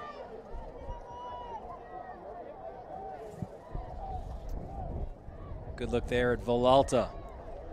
I don't think he can kick a field goal here either, only because the wind, and the first time he tried with the wind, they were pretty unsuccessful. So I think field goal is probably off the list right now. The word Shipos uses to describe Villalta, dynamic. 3rd down for the Dalers, and the Chiefs will call timeout. I say, Dylan, great time maybe for a screen. You know, try to get a screen in. Got 2 downs. Either that or apparently an acai bowl for you. That's a good time for that as well. Never a bad time. Let's take a look at some of the history here of Massapequa football. First season, 1954. You see their all-time record. 3 Long Island championships. That's why they have a little bit of an edge on Farmingdale right now. 3-2. You see the Nassau championships, 8 of them. Their best decade is right now, 32-5 in the 2020s, and 864 winning percentage for those Chiefs. Great program, Massapequa. Great youth football program, Massapequa. One of the strengths of their program is, kids playing football from a young age. Yeah, those strong Mustangs program, and a mirror image here in Farmingdale. Very strong Hawks program, and played in 20 years. Their kids are grown men who have children of their own in other places, but they love it, and they've dedicated their life to it. And Basilico said, listen, his dad's a former football guy as well, and he said at age 5, he and a bunch of his boys who are currently on this team were Hawks teammates, and they already started representing their town then. 3rd down here for the Dalers. So you can see with the wind conditions, they're really not walking. They have 3 over 2 on the bottom of the screen here, but that in-between defender right there, number 30, Kowalski, he's not walked too far. He's not walked too far. He's splitting the difference right now, trying to make it a tough read for the quarterback is the way you want to throw the football. Pressure's coming. That might have been a face mask against the Chiefs. It looked like it was DeLuca, 27. No flags, though, on the play, so I think they got away with one. Let's take another look. You can certainly see there was contact to Finkel's head. Watch 27 here. Got nowhere to go with the football. right there. That's face mask. Yeah, that was missed. That's actually a pretty significant miss in this game. You know, that's not a 5-yard. That's a big time variety. It's a 15-yard variety. That's a pretty big miss. So here's what you were saying: 4th down, and the Dalers will go. They've got to get to the 9 to move the chains.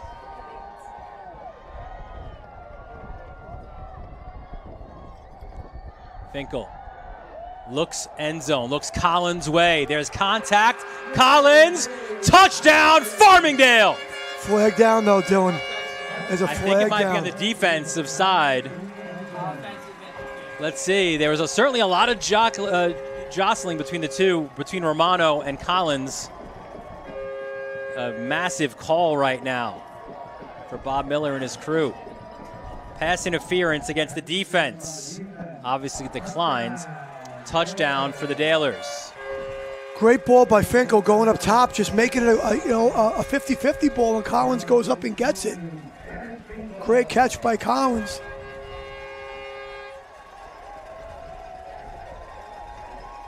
I mean, the coverage was there, right?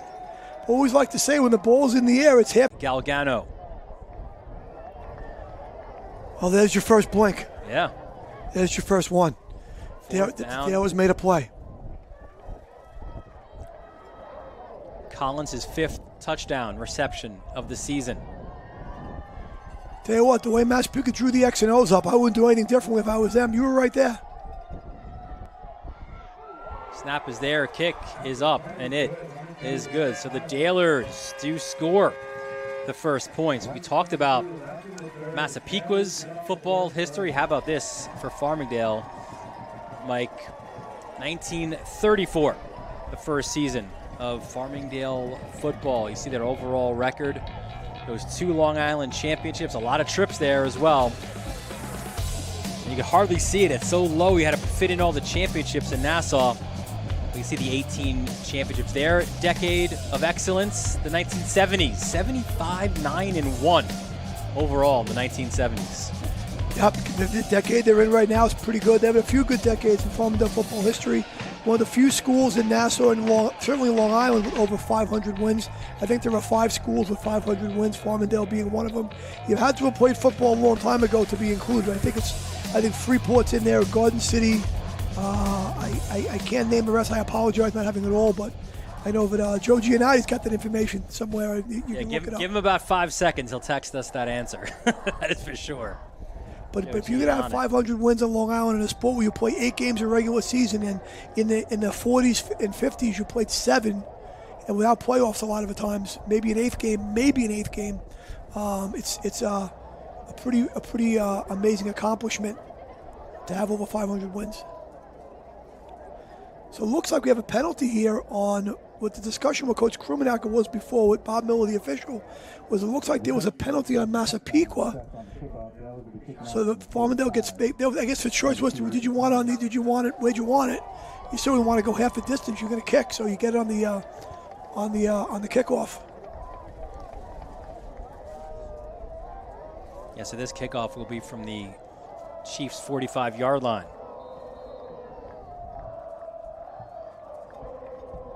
And Cota will squib it. Good idea, bobbled for a second, and finally recovered by Adam Lamandola. One of those high pooch directional kicks that are just so hard to field, and I always talk about it, formal special hit at least when you go to field it. So Massapequa looking for a response. They'll start this quarter. See what Massapequa has to answer here. The Farmingdale, very much like Massapequa's done to the Farmingdale offense, the Farmingdale offense has reduced the Massapequa running game quite a bit. Handoff. It's Villalta. Pulled down at the 26. Good first down play by Massapequa, getting 5 right there. Sorry, Mike. DeLuca with the carry. I like DeLuca. He wears on the defense. Yeah, and again, he became a downhill power type runner a year ago and just gotten bigger. They don't really run him on the edge, right? Just because of his physicality, and Chippo says he just believes that comes with his maturity. This time it is Villalta. Getting on the edge, Villalta spins, turns, and he'll get the first down. Good chase right there, but a good, really good blocked up run play right there by Massapequa. Good chase by the Dalers and a first down for Massapequa. They complement each other really well, Villalta. Absolutely. I think it's what Massapequa kind of needed right there. Was they needed a first down, right? Take a deep breath. The game's going back and forth. You're ahead right now. You're trailing right now. Let's just get back to our bread and butter. Let's run the football. We got a whole quarter to play and a quarter and a few seconds to play. Probably this will be the last play of the third quarter. And it goes to DeLuca. DeLuca followed Wieserak up there. Good gain on first down as we are now closing in on the end of this third quarter.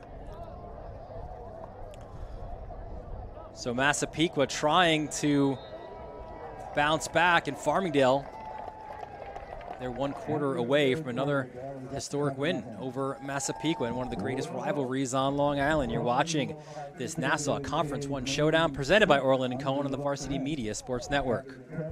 You're watching Varsity Media, New York's high school sports network. Snap more than the ball? We've got specialists for that. Jump shot, leave your knee shot? We've got specialists for that. Face down after that face off? We've got specialists for that. Orland & Cohen's top orthopedic team has specialized expertise and extensive training from the nation's premier. Junior, they take turns playing a little bit there, and Ippoliti is all over the place today. And one regular in that middle linebacker spot is Rocco Martellotti. We mentioned him before, Dad Joe. Terrific coach at Lawrence, now he's the athletic director at Lynbrook. Those great teams, man. They every year it felt like they were in the LIC against Sayville. Sure, great job coaching. Martellotti did, his dad, and he's got even moved to a town where football was a good program, and wanted kids to be part of something like that. And he very proud papa today, seeing his son start all year long at inside linebacker. Those Fredericks guys running around, Joe Capobianco, the QB for Lawrence. They could score some points, those guys. Oh man. Nugent was in motion. Handoff comes his way, breaking a few tackles. And look at this, Villalta. He's getting chased from behind. He still finds his way in. Touchdown, Massapequa. There's the response. Tyler Villalta. Great run by Villalta right there. Great run. We'll see it again, no doubt. They put the tight end in motion to help block. And he's able to get through, ran through a couple tackles, and was able to score. So your answer, by the way, Joe G comes up with it. It was Lawrence. We just talked about Lawrence. Garden City Lawrence with those other 500 win programs. So huge PAT now for Massapequa. Holder is Diesso and Bichetta attempting the PAT. 28 of 31 on the year for the sophomore.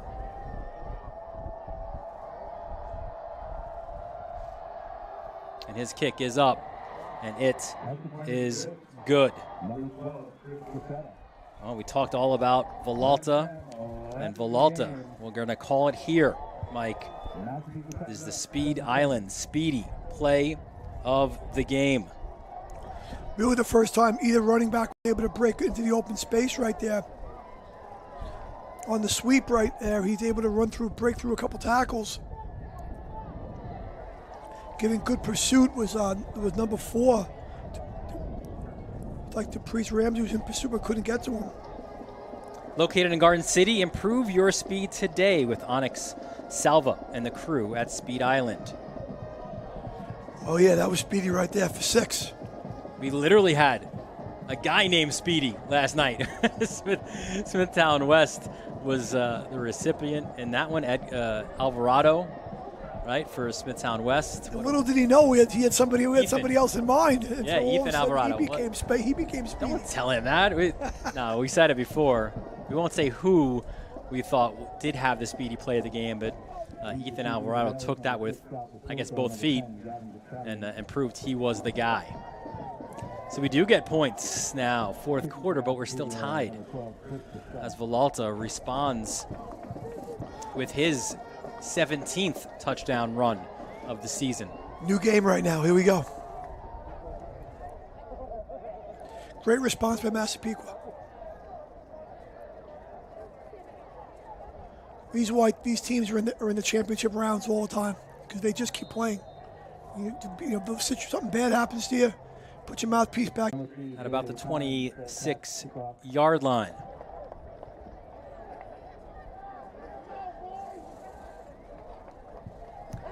So the Dalers, 7-all. They'll look to push the football now. And hey, listen, you said it last night in what was a high-scoring game between Smithtown West and Hills West. It had that feel of the last team with the football. Maybe they win that game. I mean, still a lot of time left in this one, but obviously the points have been at a premium.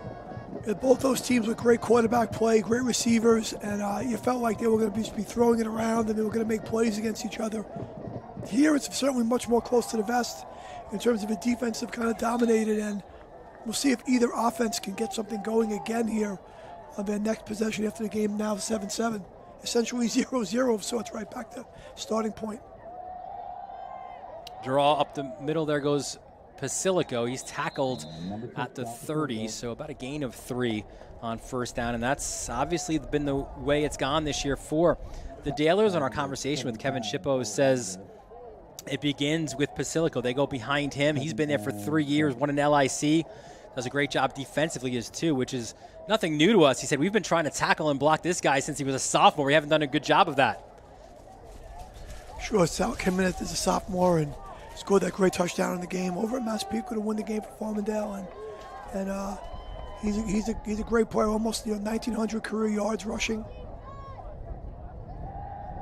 Finkel gets it to Gachalian, and he is knocked down by Wieserak. But man, that was a dangerous one. If Karowski gets that, he's returning it to the house. I think he double clutched it right there and threw it around them. But we have a flag down. Here's another look. Just telegraphed it and just over. Karowski. Let's see, Bob Miller huddling with his crew. Judging by Finkel's response, it looks like it's against the Farmingdale guys. But I could be wrong. Here we go. Bob Miller.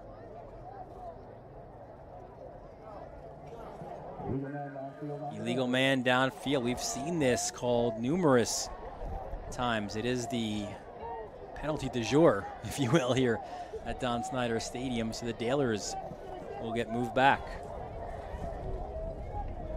Yeah, I'm not sure that was called on. We don't get a number up here, but.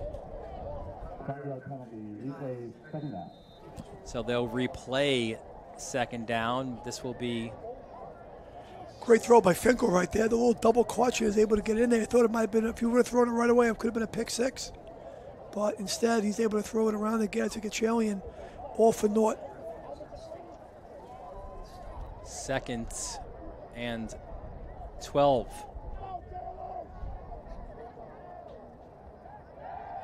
Finkel back to pass, goes over the middle, and it's tipped. Collins and Wieserak both competing for that football. Good job surrounding the football right there by Massapequa. Had 3 men around the receiver right there. Looks like they were an outside alignment, almost like a cover two type look before the ball was up, and they had him surrounded pretty well there, Collins.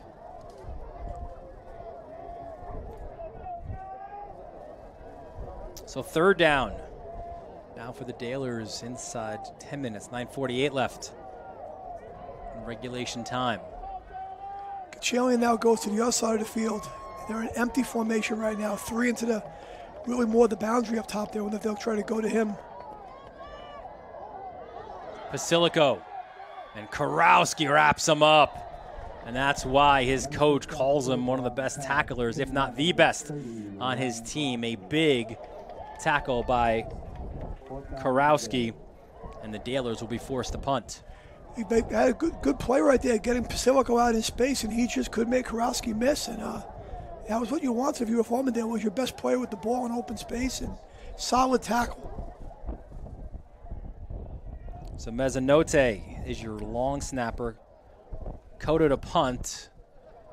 Deep is Romano. And Villalta. Villalta's backed up to his own 20. Villalta tries to go towards his sideline. And he's finally forced out. We've talked about big number 65, Kowalewski. Let's get to know Jason a little bit now. Favorite football movie? Yeah, it's Remember the Titans, of course. His favorite Halloween candy, and his favorite Massapequa Farmingdale moment was that game 2 years ago in the playoffs when the Chiefs defeated the Dalers. Good stuff from Kowalewski. Real smart academic guy as well, getting some NESCAC kind of looks. Great week to play football, and if you have, if you have those kind of grades. Division III, not a scholarship league, but a high academic league, and play very good football against each other, all playing by the same rules and the same dynamic, and academics first, athletics second, but a lot of schools in the NESCAC are very good sports schools in a bunch of different activities, different sports. Villalta in motion, handoff DeLuca. DeLuca's got some blockers upfield, pulled down, looks like a gain of 9. So often, Mike, it's reversed those two. It's DeLuca, the blocking back for Villalta. Sure, maybe they're starting to get a little traction in the running game right now. Maybe the Farmingdale guys are getting a little tired as the game wears on a little bit. Mike Spina, quarterbacks coach for Massapequa. Both programs with some terrific coaching staffs as well as head coaches. 2nd and 1 for the Chiefs. And they will move the chains as it looked to be DeLuca taken down at the 40. Nobody wants to not win the Farmingdale Massapequa game. This is turning into one of those nail biter, like tremendous victory and tough loss kind of turns, because it's so close right now. And it comes in the penultimate week of the regular season, where Massapequa will go to Syosset next Friday night.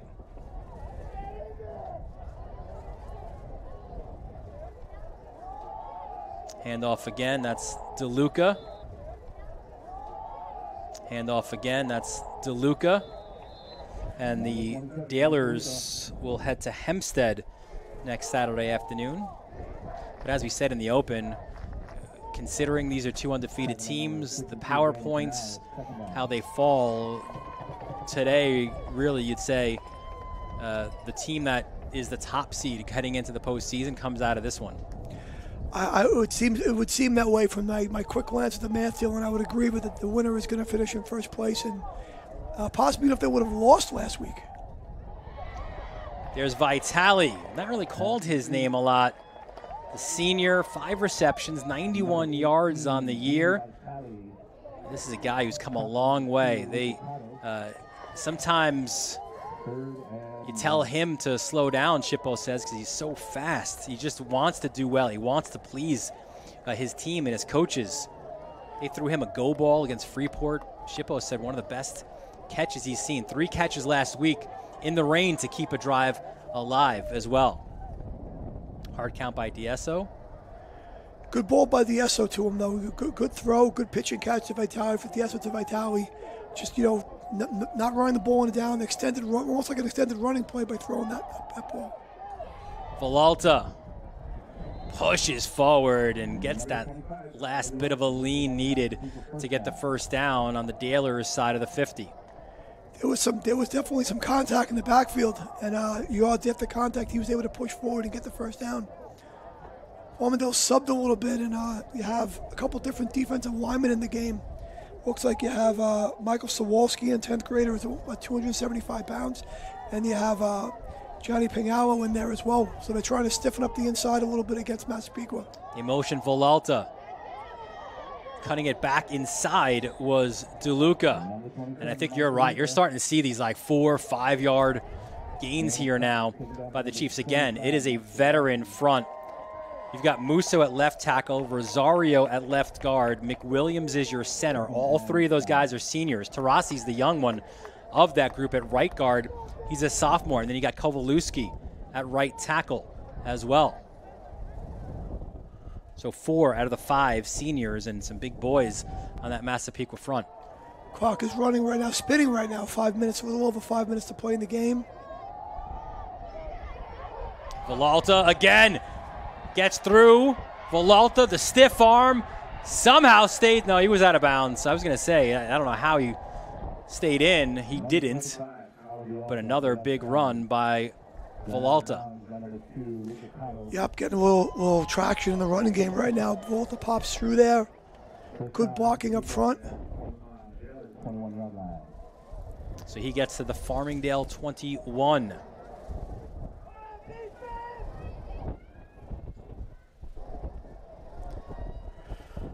Depending on how fast Massapequa gets to score here, Farmingdale won't have too much time left. They'll have the wind at their back to throw the football, but they won't have, it could be 3 minutes and change maybe, depending how fast they get to score here, if they can score. Villalta again in motion. They go the other way to DeLuca. And again inside the 20 for DeLuca.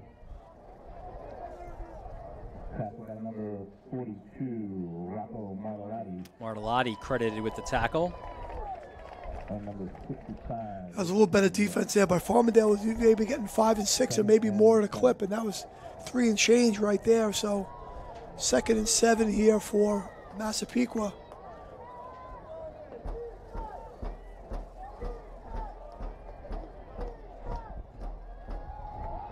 Another handoff. Villalta. Only about a yard that time. Quintanilla on the tackle.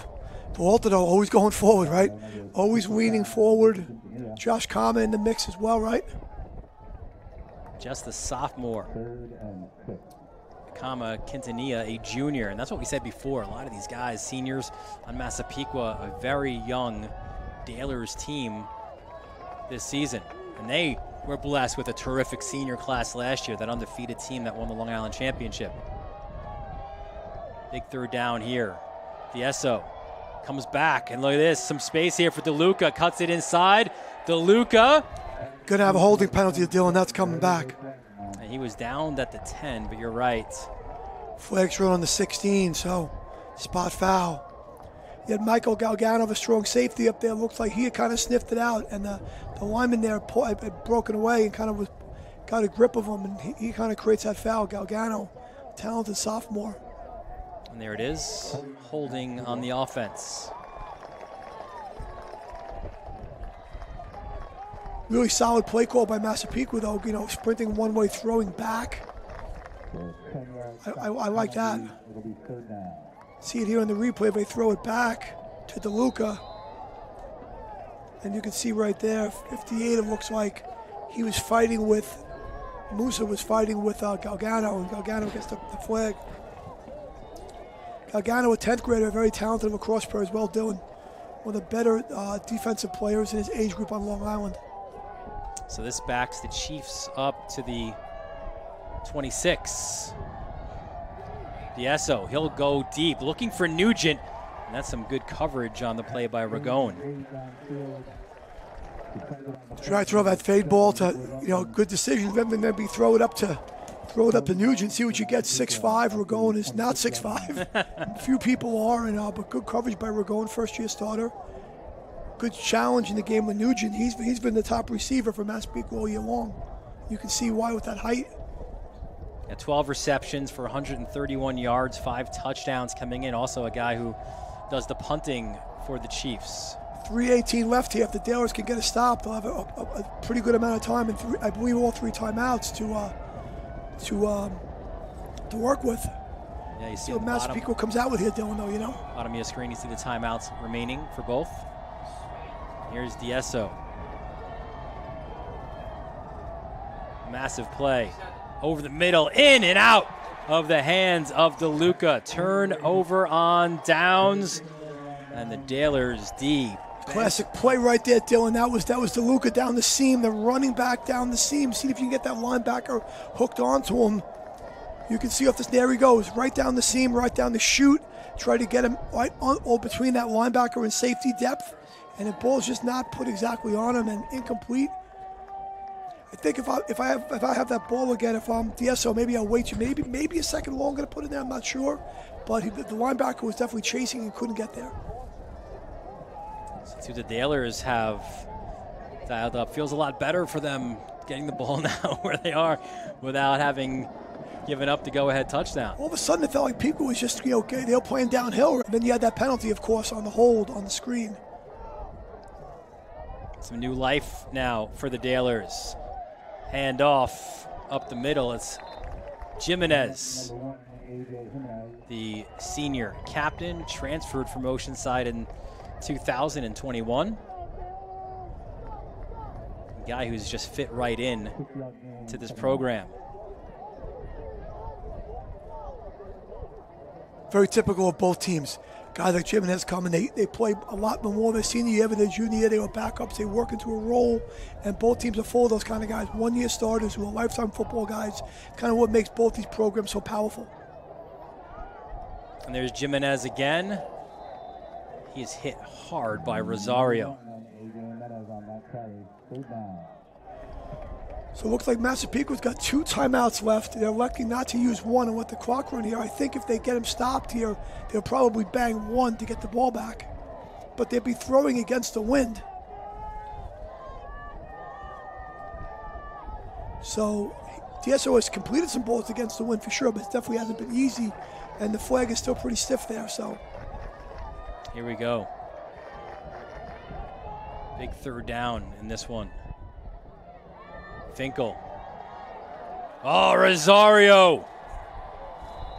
His second sack of this game. I think Finkel was trying to get a hitch to Gachalian and couldn't get there because the defensive line, he couldn't throw it through the defensive line. He double clutched.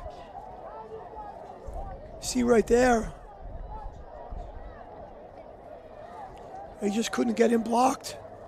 Leo Rosario, huge play, and that is the timeout that you referenced that Massapequa will take. They have 2 remaining. They didn't take that off the board. Yeah, no, now they have 1. So they have 1 remaining, 3 for Farmingdale. Well, we have an opportunity. Let's meet Dennis Canales from Farmingdale. Come and get him from the movie 300. I'm with you, Danny, on the Halloween candy, the Reese's Peanut Butter Cups, a classic. And his favorite Farmingdale moment, Sal Basilico's winning TD at Massapequa 2 years ago. Sure, 3-year lineman, Danny Canales in the Varsity. Pretty rare thing for 3-year lineman in a Conference 1. Massapequa Kovlewski's almost a 4-year guy, right? So, but a 3-year starter, Canales, and a great kid who works hard and represents the program so well. And Reese's Peanut Butter Cups. We've got a lot of Skittles, right? No, I think Kovlewski's was the first Skittles that we've gotten. I just felt like we've gotten Skittles before. No, we've gotten Starbursts. Starbursts. So how do you go Starbursts? Yeah, Skittles I'm okay with. Skittles are pretty good. But Starbursts, I don't know about that. That's the house to give you like the little bag of pennies instead, right? Nobody has said candy corn to this point. So back to punt is Cotto. Romano is deep with Villalta. Mezzanotte, the snapper, end over end. It's angled, fielded at the 25 after a little bit of a bobble. Trying to cut it upfield. Good pursuit by the Dailers, making sure there was no big play on this return. Villalta's so dangerous in the open field, but you can see the Farmingdale guys motoring down, belt buckling them and trying to keep them inside and in front and get them wrapped up. Great punt by Cotto. Yeah. Cotto's got some great punts with the win today. I would say both teams' kicking games, other than the missed field goals, were been pretty good kicking games so far today. Some good kickoffs, some great punts. You know, we showed those last 5 meetings and we showed some of the memorable games. What we didn't do was figure out the last OT game. Might need to have Joe G dial that one up for us. Yeah, I don't know about that. That's a great question. Well, the Chiefs looking to not try to find the answer there. They want to end this one here. There's Villalta running towards his sideline. And a short gain, perhaps of 2 there for the junior. Number 7, Nick Ragone on that stop. Ragone. Just got off the stalk right there. Great job getting off the stalk. And those wide plays, those wide, like, sweep plays, you got to stalk for quite a long period of time. They're hard to pick up those stalks. Great one by Ragone, and makes the tackle.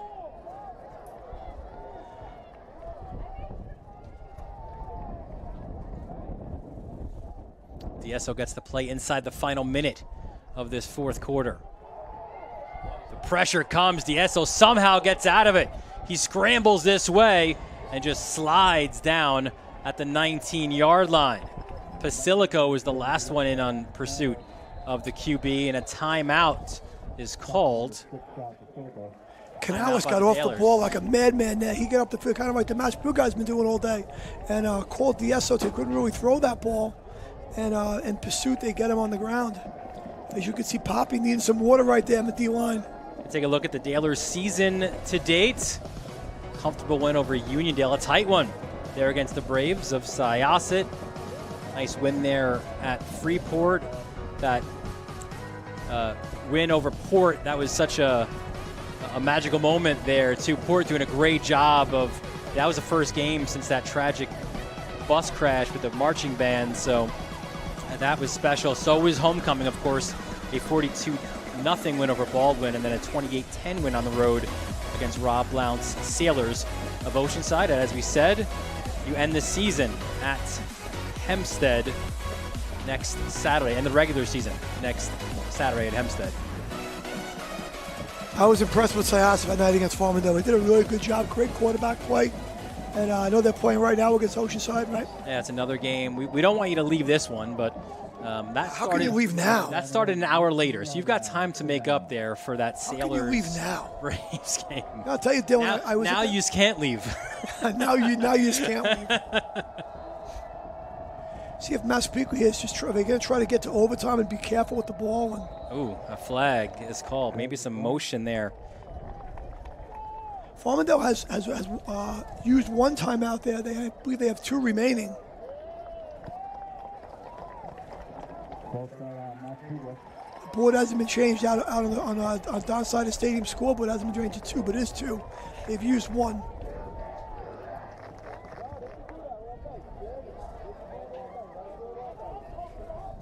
So 45 seconds remaining. Right now, if you're the Dalers, you just want to surround the football. Don't give the big play up. And Massapequa might be trying to maybe get to overtime right now. I'm not going to try to throw it around right now. DSO clapping as he walked to the line, looks to the sideline to get the call. He moves DeLuca. And now he motions Villalta. DSO. Broken play. I think the running back went the wrong way. Yep. And so DSO does the wise thing. And well, he shouldn't have got out of bounds there. He saved Farmingdale a timeout by getting out of bounds right there, right? He jumped out of bounds, and if he would have gone down, Farmingdale would have had to bang that, maybe that one of the next timeouts. But he gets out of bounds, and that was 4th down. Massapequa will punt from the 10 into the wind.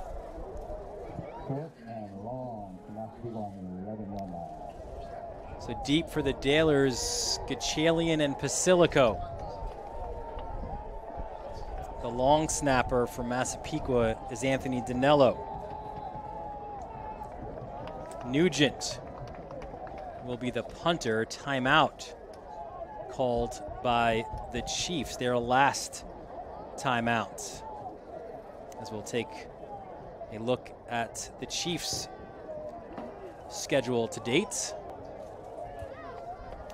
See, they opened with home wins against Port Washington, Baldwin, and East Meadow. A 21-6 win, another rivalry game for them against Oceanside. There's been some terrific battles over the last decade or so, right, between Massapequa, maybe even more between Massapequa and Oceanside. Always entertaining against Freeport. They won that one 35-13 and a 28-7 win against Hempstead. Again, a dangerous one next Friday night. You're banged up regardless, right, coming out of this one. And you got to take on a Braves team that, again, gave the Dalers all they could handle. Sure, Syosset maybe could have won that game last week against Freeport. I think they had a lot of self-inflicted wounds, and Freeport kind of ride the ship last week on this season. But you can see that Syosset is a formidable opponent, especially with the quarterback play. So here we go, Nugent punting from inside his own 5. Goes towards the Dalers sideline. A fair catch was called by Basilico. The bounce went the Dalers' way. The ball was heading out of bounds. You can see the wind was kind of taking it a little bit. So Farmingdale's got 34.8 seconds. And 3 timeouts left. They've definitely used at least one. I think that's error on the scoreboard tied in. They've used at least one timeout. I know they've used at least one. So Farmingdale with the ball at the Massapequa 37-yard line.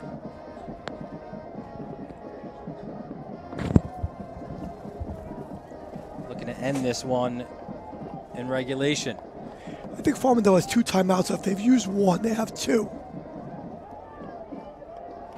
You get a first down, you could in bounds. The clock will stop the move of chains, and you can spike and stop the clock again. So they have more time than you really think right here. You just can't have it be, you just can't lose too much time on a not a first down ball and bounce play without banging a timeout. Here we go. Finkel, end over end, finds his receiver, and that was Ragone. That was the play right there, but you gotta have to. That inbounds play is tough. And Finkel, it's a long time, some movement, and it was Ragone who jumped. So this will come back for the Dalers.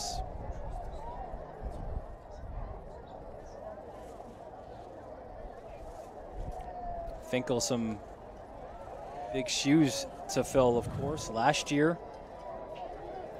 12-0 season, and you had Leachy was your Snyder Award winner as Nassau's top QB, threw for 1,600 yards. Tommaso Ramos as well, who ran for nearly 1,600 yards and 28 touchdowns. Trevor Gayron was your Flatley Award winner, as well as your Piner as the most outstanding defensive player and the best linebacker as well. That's a tough group to lose, and as you mentioned, a younger Farmingdale team this year. It's interesting with teams that, maybe you have a great junior group, right? A couple seniors sprinkled in, you have a great undefeated season, and then next year we're going to reload again because we have all these guys back. Not the case with the Farmingdale guys, but the tendency in Farmingdale program history is a bunch of seniors walk out the door every year, and it's kind of like not a rebuilding, but a reloading process. Same with Massapequa, same kind of situation. But that group of seniors left, that this group here is they've owned up, and they've won 5 straight games, and they've put their stamp on the program in this season, and just maintaining the tradition of excellence that's been going on here for a very, very, very long time. And that was a team that beat Massapequa 38-7 in the Nassau Conference 1 championship game. Their 17th overall county title, their first since 2015, and then they beat Ward Melville 42-20 to win the Long Island Class 1 title as well, their first since 2001. I thought Massapequa played a great game in the conference championship. Farmingdale was very talented offensively. Massapequa owned up 38-7, says Mike, what are you talking about? But I thought they gave them a really good game despite what the score looked like. So 12 seconds remaining. Let's see off this timeout. Finkel fakes the handoff, has time, goes long, and Romano was closer to that ball than Gaccielli, and it's an incomplete pass with 6 seconds remaining in the fourth quarter. Yeah, throwing up, but the problem is you don't want to get picked off and have the Massapequa guys start running around. That's the last thing you want to do, but you can smell overtime coming here. Yeah, we're 6 seconds away from that. This morning, Dylan, the JV game, the famous Farmingdale Massapequa JV game, every year is great. One of the best JV games you can ever go see every year. It was a 7-7 tie. Eerily similar.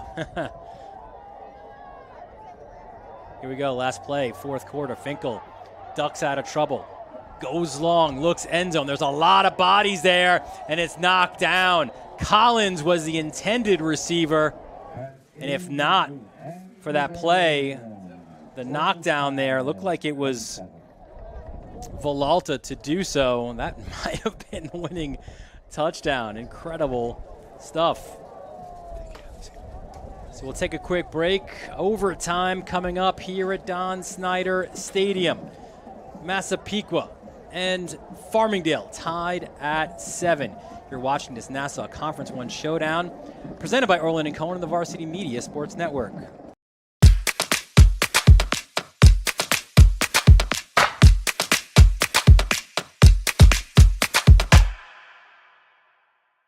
Hey Mom and Dad, how about a personalized hype video of your athlete produced by Varsity Media? Cinematic coverage of game action, plus on-camera interviews by our crew set to music will make your son or daughter look like the next superstar. Perfect for social media fame and college recruiting. Don't wait, reach out today. Spots are limited this fall. 516-403-2050 or email ben@varsitymedia.net. Back here at Don Snyder Stadium, Dylan Butler and Mike Hungerford. We thought it had that feel even before the opening kickoff as you walked along the path here at Farmingdale that this had a feel of a special one. And these two teams, two undefeated teams, have lived up to that, tied at 7 going into overtime. So we're in overtime here, Dylan. There'll be a coin toss. And the team that wins the toss will have the choice of to play with the ball first or play defense first. And with them to have a choice, see the captain's out there right there. You have number 30 for Massapequa, Ryan Kurkowski, and you have Danny Canales for Farmingdale. If you win the flip, generally speaking, the choice usually is to play defense first, so you know what you need when you have offense for next time. So as they did at the start of this one, Massapequa won the coin toss and they deferred. Yep, they give Farmingdale will play offense first. All the regular rules apply, obviously, in overtime. I think you have one timeout in overtime to work with. I don't believe you carry any over from regulation. And all kicking plays are a dead ball. So if you get a blocked field goal, it can't get ran back. It's a dead ball play. And Farmingdale will have the ball at the 20-yard line, playing offense first.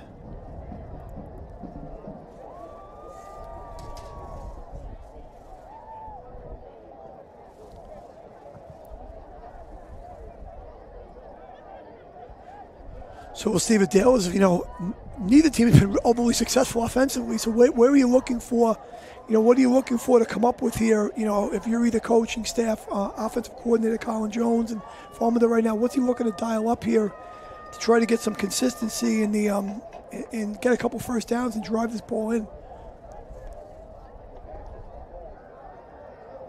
Tyler Villalta threw at the end of regulation 16 carries, 115 and 1, the leading rusher, 81 yards on 14 carries for DeLuca.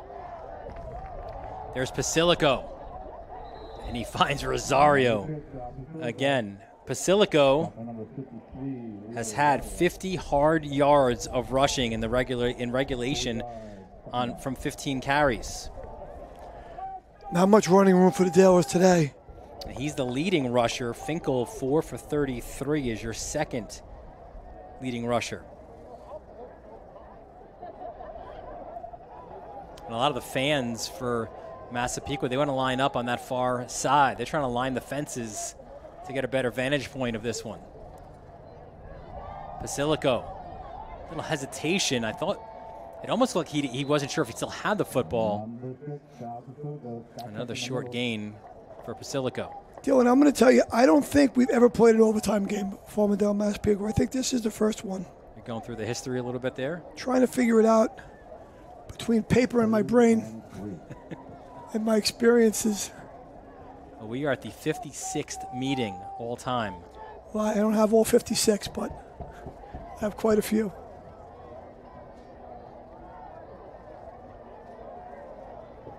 So 3rd and 4. Back to Pasilico, bounces it away from Kowalewski, turns the corner, and a great gain there by Pasilico. Once he got past Kovalewski on the edge. Pasilico was able to do some work. You can see Pasilico's ability right there. Why we talked about in the Thorpe Award conversation as an offensive, defensive guy. You can see him right there. Ooh, a hold maybe? Pretty close, yeah, definitely in that range, but I'll tell you right now, Mr. Miller's crew, they're going to let the teams figure it out. Unless they have to call something that's incredibly egregious. I think if you were the Massapequa coaching staff, that's enough to call, but the referee did not think so. First and goal. Back to Pasilico, cuts it inside. Pasilico is in the end zone. So Pasilico gets the touchdown, and the Dalers, they will go for one.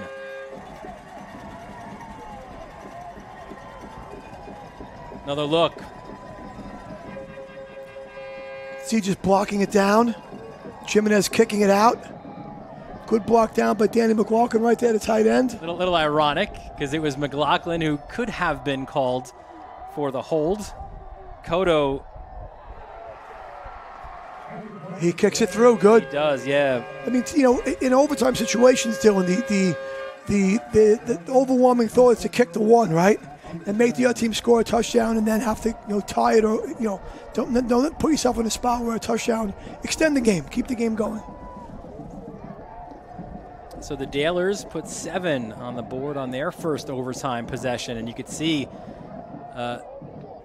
what the Chiefs saw, what we saw there, complaining about what again appeared to be a missed holding call. Yep, tough job for the officials to make anyone happy. Fans, players, coaches. But we saw a missed face mask, right, as well. So I'm the last one to. I shouldn't be saying this myself because I can be pretty tough as a coach myself, but it does generally balance out over the course of time. It really does. So here we go, 1st and 10 from the 20-yard line. DeLuca turns it upfield, gets about 5 or 6, it appears, there on first down. Good job on the sweep right there. Blocked up well. They've been kind of running away from Canales, who's Farmingdale's best defensive lineman, certainly an all-county candidate type of player. They're running more towards Morales, or lefty, who's the younger player and not nearly as big, and they have the tight end over there. Now. So actually make it a gain to the outside. He's thrown backwards, but he does get the first down. Tackled by Ragone, but he'll move the chains. Good bounce there by Villalta right there to get the first down. You can see there's DeLuca leading him around. Ragone, good tackle, man. Back of the legs. That's a 2-point takedown. Sure. On the wrestling mat. Wrap up, back of the legs, club up. Drive backwards. So now 1st and goal for the Chiefs. It's Villalta. Tries to go back that way, but doesn't have that room. A late flag is thrown. Looked like Ragone was in on the tackle. Canales was in pursuit as well. Might be a face mask. For a big road win.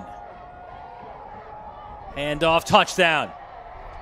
Villalta cut around that left side of his line, and that's so, and Rosario, and he will get in easily untouched. Touchdown for Pequa, and now, as you said, decision time. They're going to go for 2, it looks like, right here. They're going to win the game. You do have timeouts, and the Dalers will take their timeout. All right, look, you make whatever decision you make, they'll be second guessing. But here on this timeout, what do you think? Well, I personally am a kick guy, but I'm not the coach of the Massapequa team, and he knows his team and he knows what their capabilities are. It seems like right now the ability to get 3 yards, if it's needed to score, it seems pretty good right now. They've been able to get 3. They haven't been able to get 43 very much. They've been able to get 3, and Villalta is probably, or DeLuca is probably going to be in the middle of it. So, if he thinks his guys, he's those guys, go for it. Here we go, But if you don't make it, you obviously second guess that you didn't kick the easier one. Generally speaking, the easier one to tie the game. So, But if he knows his guys and he believes in who his guys are, he's going to try to win the game right now. I love just that mentality, right? One, it puts your offense, it gives them so much confidence, right? That, like you said, we've got the belief in you to do that. And yeah, listen, let's have a little moxie. Let's get the win at Farmingdale, right? We didn't come here to stay tied. We didn't come here to lose or stay tied. We came here to win. So here we go. Ball game right now. It all comes down to this. A 2-point conversion to win for Massapequa.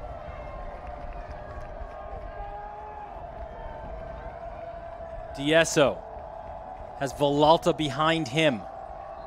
Ooh! And the Dalers jumped. It's like that was Kama. Definitely an offsides by Kama. He's coming on the edge. Looks like he was going to blitz. 21, top of your screen there, right there. Yep. And now the timeout used by the Chiefs.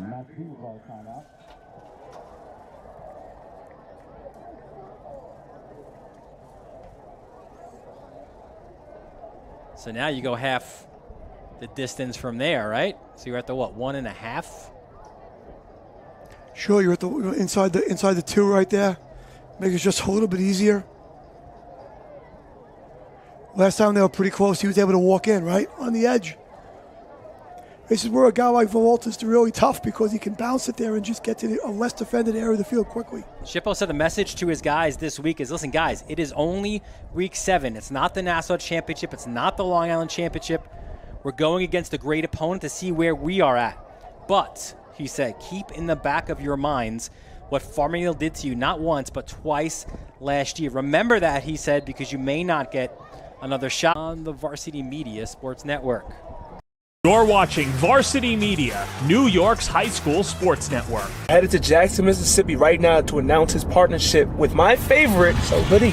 All of my OG subscribers already know about those hoods that I usually wear in all my videos. But if you're new here, it's called a So hoodie. Basically, how it started was with athletes wearing towels on their head. No different from the innovation of a single arm sleeve or a leg sleeve. Boom, take that towel off and throw a hood on. You could do something calm and just have the blank color to match your team uniform. Or you and a gang could place a team order to have the school logo on the side of it. And it's not just for players. The fans need some drip too. Y'all know I got my Iwiwi hoods up there and some other cool collabs, including this collab we're doing with Travis Hunter. So go check out the link in my description, and when you're ready to check out, go ahead and use promo code HA15. You heard? Snap more than the ball? We've got specialists for that. Jump shot, leave your knee shot? We've got specialists for that. Face down after that face off? We've got specialists for that. Orland & Cohen's top orthopedic team has specialized expertise and extensive training from the nation's premier programs in sports medicine, knee, shoulder, hip, spine, hand, foot, and ankle. So you can feel better, faster. Hey sports fans, did you know Varsity Media live stream broadcasts get viewed by college coaches nationwide? Through our announcers' storytelling and insight on your athletes, we can help your players get an edge on college recruiting. Find out how by reaching out to Varsity Media today, 516-403-2050, or email ben@varsitymedia.net. Hello, beautiful people. We all know Travis Hunter, right? We're headed to Jackson, Mississippi right now to announce his partnership with my favorite hoodie. All of my OG subscribers already know about those hoods that I usually wear in all my videos. But if you're new here, it's called a So hoodie. Basically, how it started was with athletes wearing towels on their head. No different from the innovation of a single arm sleeve or a leg sleeve. Boom, take that towel off and throw a hood on. You could do something calm and just have the blank color to match your team uniform. Or you and a gang could place a team order to have the school logo on the side of it. And it's not just for players. The fans need some drip too. Y'all know I got my Iwiwi hoods up there and some other cool collabs, including this collab we're doing with Travis Hunter. So go check out the link in my description, and when you're ready to check out, go ahead and use promo code HA15. You heard? A youth flag football college experience like no other. An environment where everything is earned. Register your boys and or girls team for the spring 2024 season today. Locations include Massapequa, St. Anthony's High School, East Meadow, and more to follow. 3rd and 10 flag football powered by youthflagfootball.com. Tearing through my heart, need to paint a picture, praying that my faith won't let me down. Cutting through my soul, there's a world wide open. Look up at the stars, trying to find my moment. Push it till I break, or the clock runs out. High school sports fans, Varsity Media is the exclusive live stream media partner of Nassau County playoffs. For semifinal and championship coverage of soccer, volleyball, field hockey, and football, head to varsitymediapass.com to order. Varsity Media is the home for New York high school sports.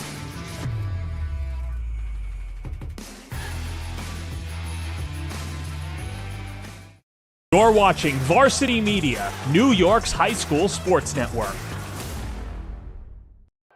Hello, beautiful people. We all know Travis Hunter, right? We're headed to Jackson, Mississippi right now to announce his partnership with my favorite hoodie.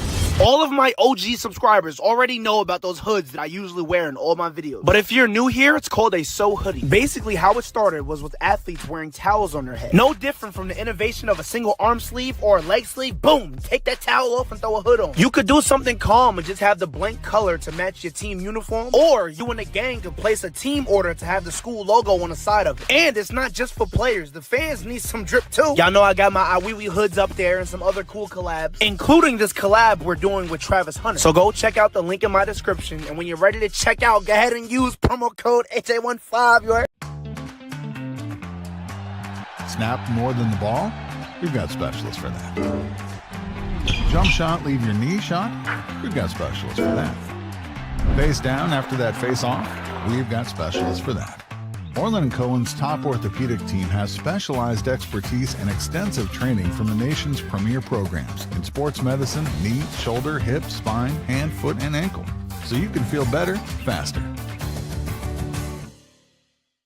Hey sports fans, did you know Varsity Media live stream broadcasts get viewed by college coaches nationwide? Through our announcers' storytelling and insight on your athletes, we can help your players get an edge on college recruiting. Find out how by reaching out to Varsity Media today, 516-403-2050, or email ben@varsitymedia.net.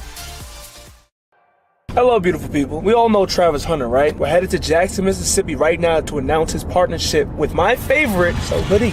All of my OG subscribers already know about those hoods that I usually wear in all my videos. But if you're new here, it's called a So hoodie. Basically, how it started was with athletes wearing towels on their head. No different from the innovation of a single arm sleeve or a leg sleeve. Boom! Take that towel off and throw a hood on. You could do something calm and just have the blank color to match your team uniform. Or you and a gang could place a team order to have the school logo on the side of it. And it's not just for players. The fans need some drip too. Y'all know I got my Iwiwi hoods up there and some other cool collabs, including this collab we're doing with Travis Hunter. So go check out the link in my description, and when you're ready to check out, go ahead and use promo code HA15. You heard? A youth flag football college experience like no other. An environment where everything is earned. Register your boys and or girls team for the spring 2024 season today. Locations include Massapequa, St. Anthony's High School, East Meadow, and more to follow. 3rd and 10 Flag Football, powered by youthflagfootball.com. Tearing through my heart, need to paint a picture, praying that my faith won't let me down. Cutting through my soul, there's a world wide open. Look up at the stars, trying to find my moment. Push it till I break, or the clock runs out. High school sports fans, Varsity Media is the exclusive live stream media partner of Nassau County playoffs. For semifinal and championship coverage of soccer, volleyball, field hockey, and football, head to varsitymediapass.com to order. Varsity Media is the home for New York high school sports. Sportsman, so you can feel better, faster. Hey sports fans, did your storytelling and insight on your athletes? We can help your players get an edge on college recruiting. Find out how by reaching out to Varsity Media today, 516-403-2050, or email ben@varsitymedia.net. Welcome back to Don Snyder Stadium in the final